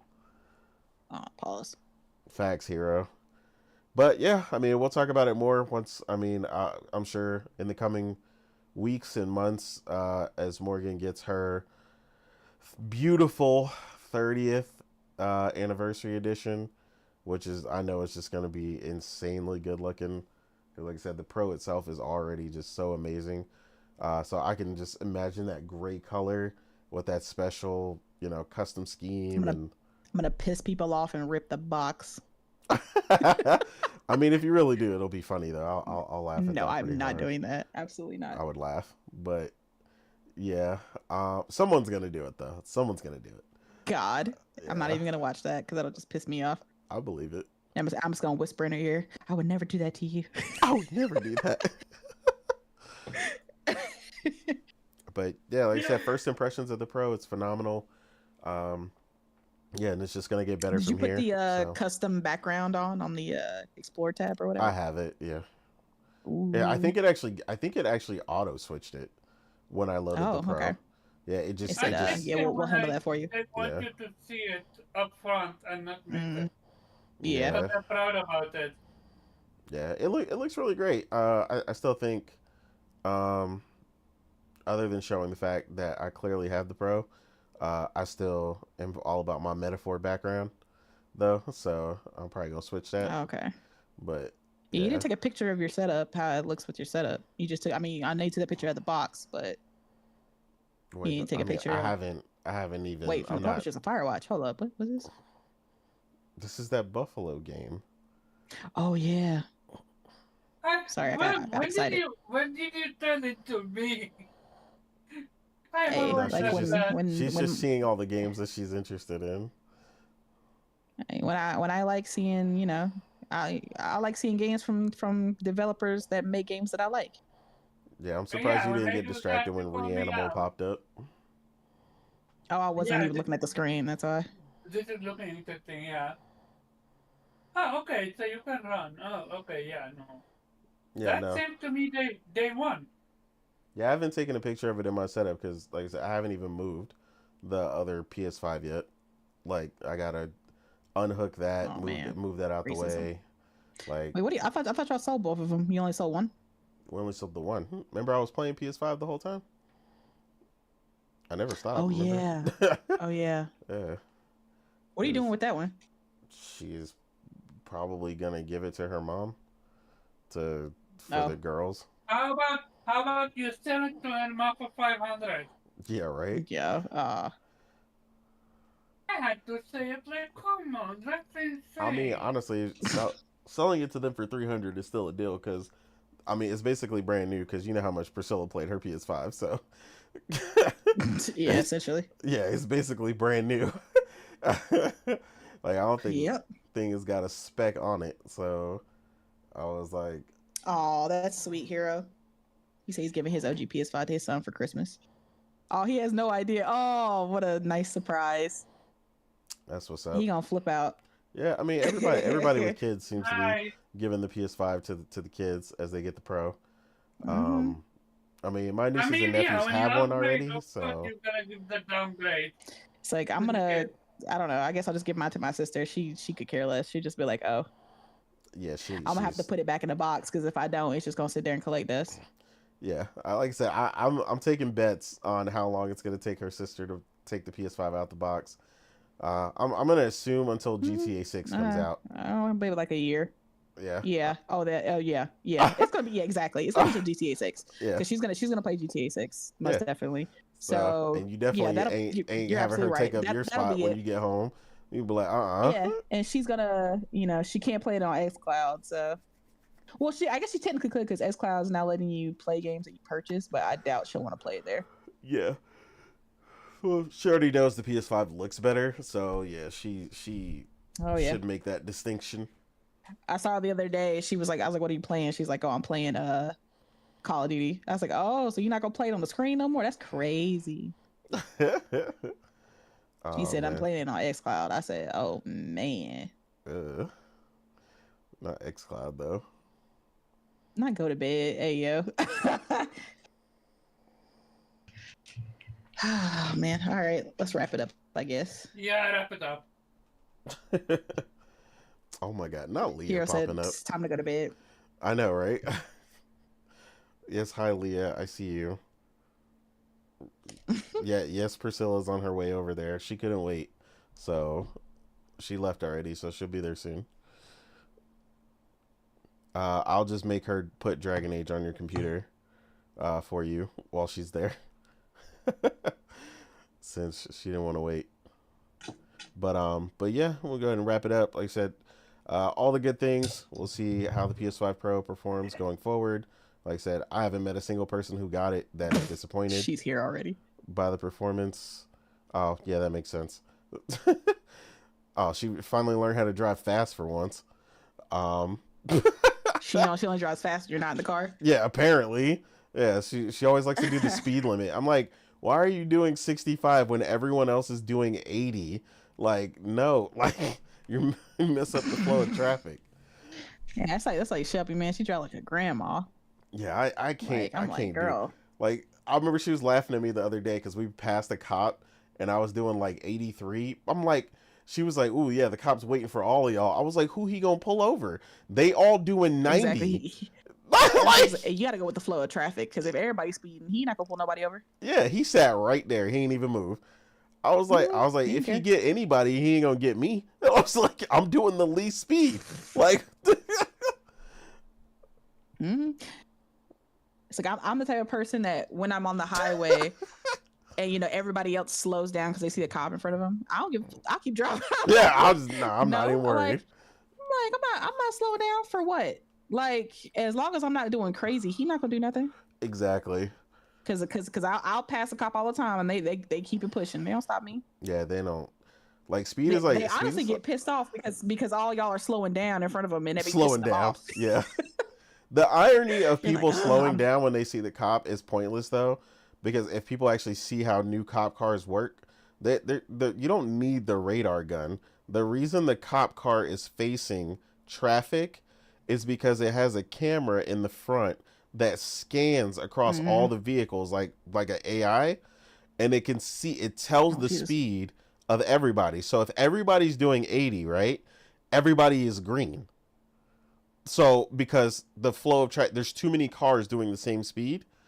So, but Yeah. if your It's car the is one that doing sticks out. Yeah. 100, then your car gets highlighted red. Like, you see what I'm saying? Like, Yeah. so it's like slowing down is pointless because you already got clocked before you saw him. So Mhm. Mm-hmm. look at her, look at her. So unless someone tell you beforehand, over 15 minutes there is a police car, you already screwed. Yeah, you gotta have it like on your GPS. Like GPS will tell you, Google and Waze will tell you. Google snitching. Yeah, Google. Yeah, well, Google ain't had no choice because Waze was doing it, and Waze was telling people, hey, there's a cop right here or there's a speed trap right here. So Google had to update it to start doing that because people were using Waze because they were like, I want to know where the cops is at because people were hella snitching on Waze. Mm-hmm. So I love how people want to speed up, but when something happens, they're gonna cry about it. Why would you ever speed up like that? Like, no, drive responsible. yeah, I mean, I'm responsible. That's why we're saying like the flow of traffic. You have I'm to. not. I don't care. I speed. No Yeah. seatbelt. Look, I look life to the edge. She said, "No, wait, hold on, no seatbelt, man. You be getting on me every time I'm in the car and the seatbelt thing That's going off. not that, but that's not me. That's you. That's You don't. not You don't do me. what I do. All right. I'm an adult, sir. I'm an adult." I'm an adult, sir. You don't do what I do. She said she did the speed limit. Okay, she probably did 70. Priscilla don't do more than like if Priscilla does 75, I'm impressed. It in a 65. No, see, because that's the type of driving where I have to make her pull over so I could drive because that shit be pissing me off. Because I'm like, we could have been there. We could have been there. Like, yeah, move. I'm a drive. You doing too much. Dragon Quest coming this year, right? There's no what? Yeah, Dragon Quest is coming in like a week. That's crazy. Yeah, that's why I said there's a bunch of stuff still coming out. I swear, whoever said this year is gonna be a slow year need to get it at me like now. But Hi, yeah, kids. now You you did? know. Now you know. It's what we've been laughing at people all year. Like I said, it would have been even crazier if some of the stuff didn't get delayed. That's the main reason 2025 is looking even crazier because so much stuff got like pushed. Yep. Assassin's Creed. Yeah, Assassin's Creed. Yep. Game of the year, Avowed. Okay. About delayed. Yeah. And, Oh yeah, what I keep forgetting about Avowed. There's so Yeah, many, everybody keeps forgetting about Avowed. So. which is a shame gonna be apparently. a Oh yeah, classic game. Stalker 2 is coming. Priscilla's Yeah. next game. Yeah. Like, yeah. They talking about that's looking like a goatee. I don't know about all that, but That's shout out to them for being able to develop a AAA level game in a a war torn environment. That's impressive. Yeah, freaking Warzone. Yeah. So Yeah, yeah. it finally it went gold, so it's finally official after like yeah, the 3 or 4 delays they had. Yeah, it's finally gone gold now. Yeah. No. Yeah. Oh yeah, I forgot. They finally got regular internet, so I guess she probably put it on in the living room or something. I keep forgetting that. Oh wait, they got the high speed. Yeah, they got gigabit internet now. They Oh they went from snap! they went from terrible internet to internet that's faster than mine. Oh, that's why they in here. They don't know how to. They don't know what to do with themselves right now. They got all that internet. Oh, can you please make sure you install remove Leah's old Wi-Fi adapter and put in her new one, please? The new one that we bought because it's at the Man, just house. passing messages through the podcast. That's Hey, look, insane. I forgot. I'm just trying to remind her because they happen to be listening. No, because her Oh man. Wi-Fi adapter was only getting 200 Mbps, and I was like, nah, we not doing that. She was like, I don't need it. And I was like, nah. I was like, we not doing that.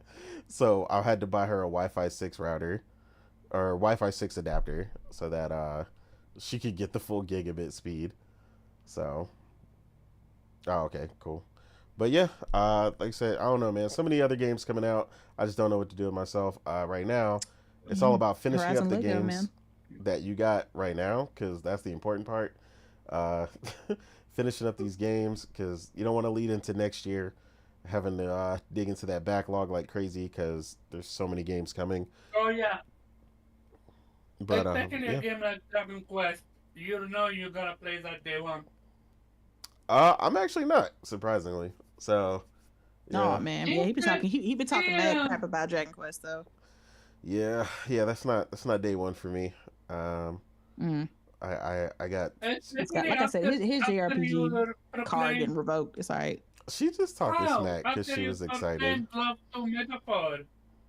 Yeah, so Not Metaphor. Octopath. I mean, Octopath is fire, but like I said, Yeah. I don't like the first person switch when you attack in the new Dragon Age remaster. I feel I like that one of the reasons why I never got into Dragon Age. But to be fair, it looked great. No, I And mean that also, everything else looks perfect except that decision. Like I don't know what possessed them to make that decision. Like that I feel you. That's one of the the one reasons. time you should adjust something, they didn't adjust it. I'm real talk. I'm surprised they didn't. Oh, you played bad parenting.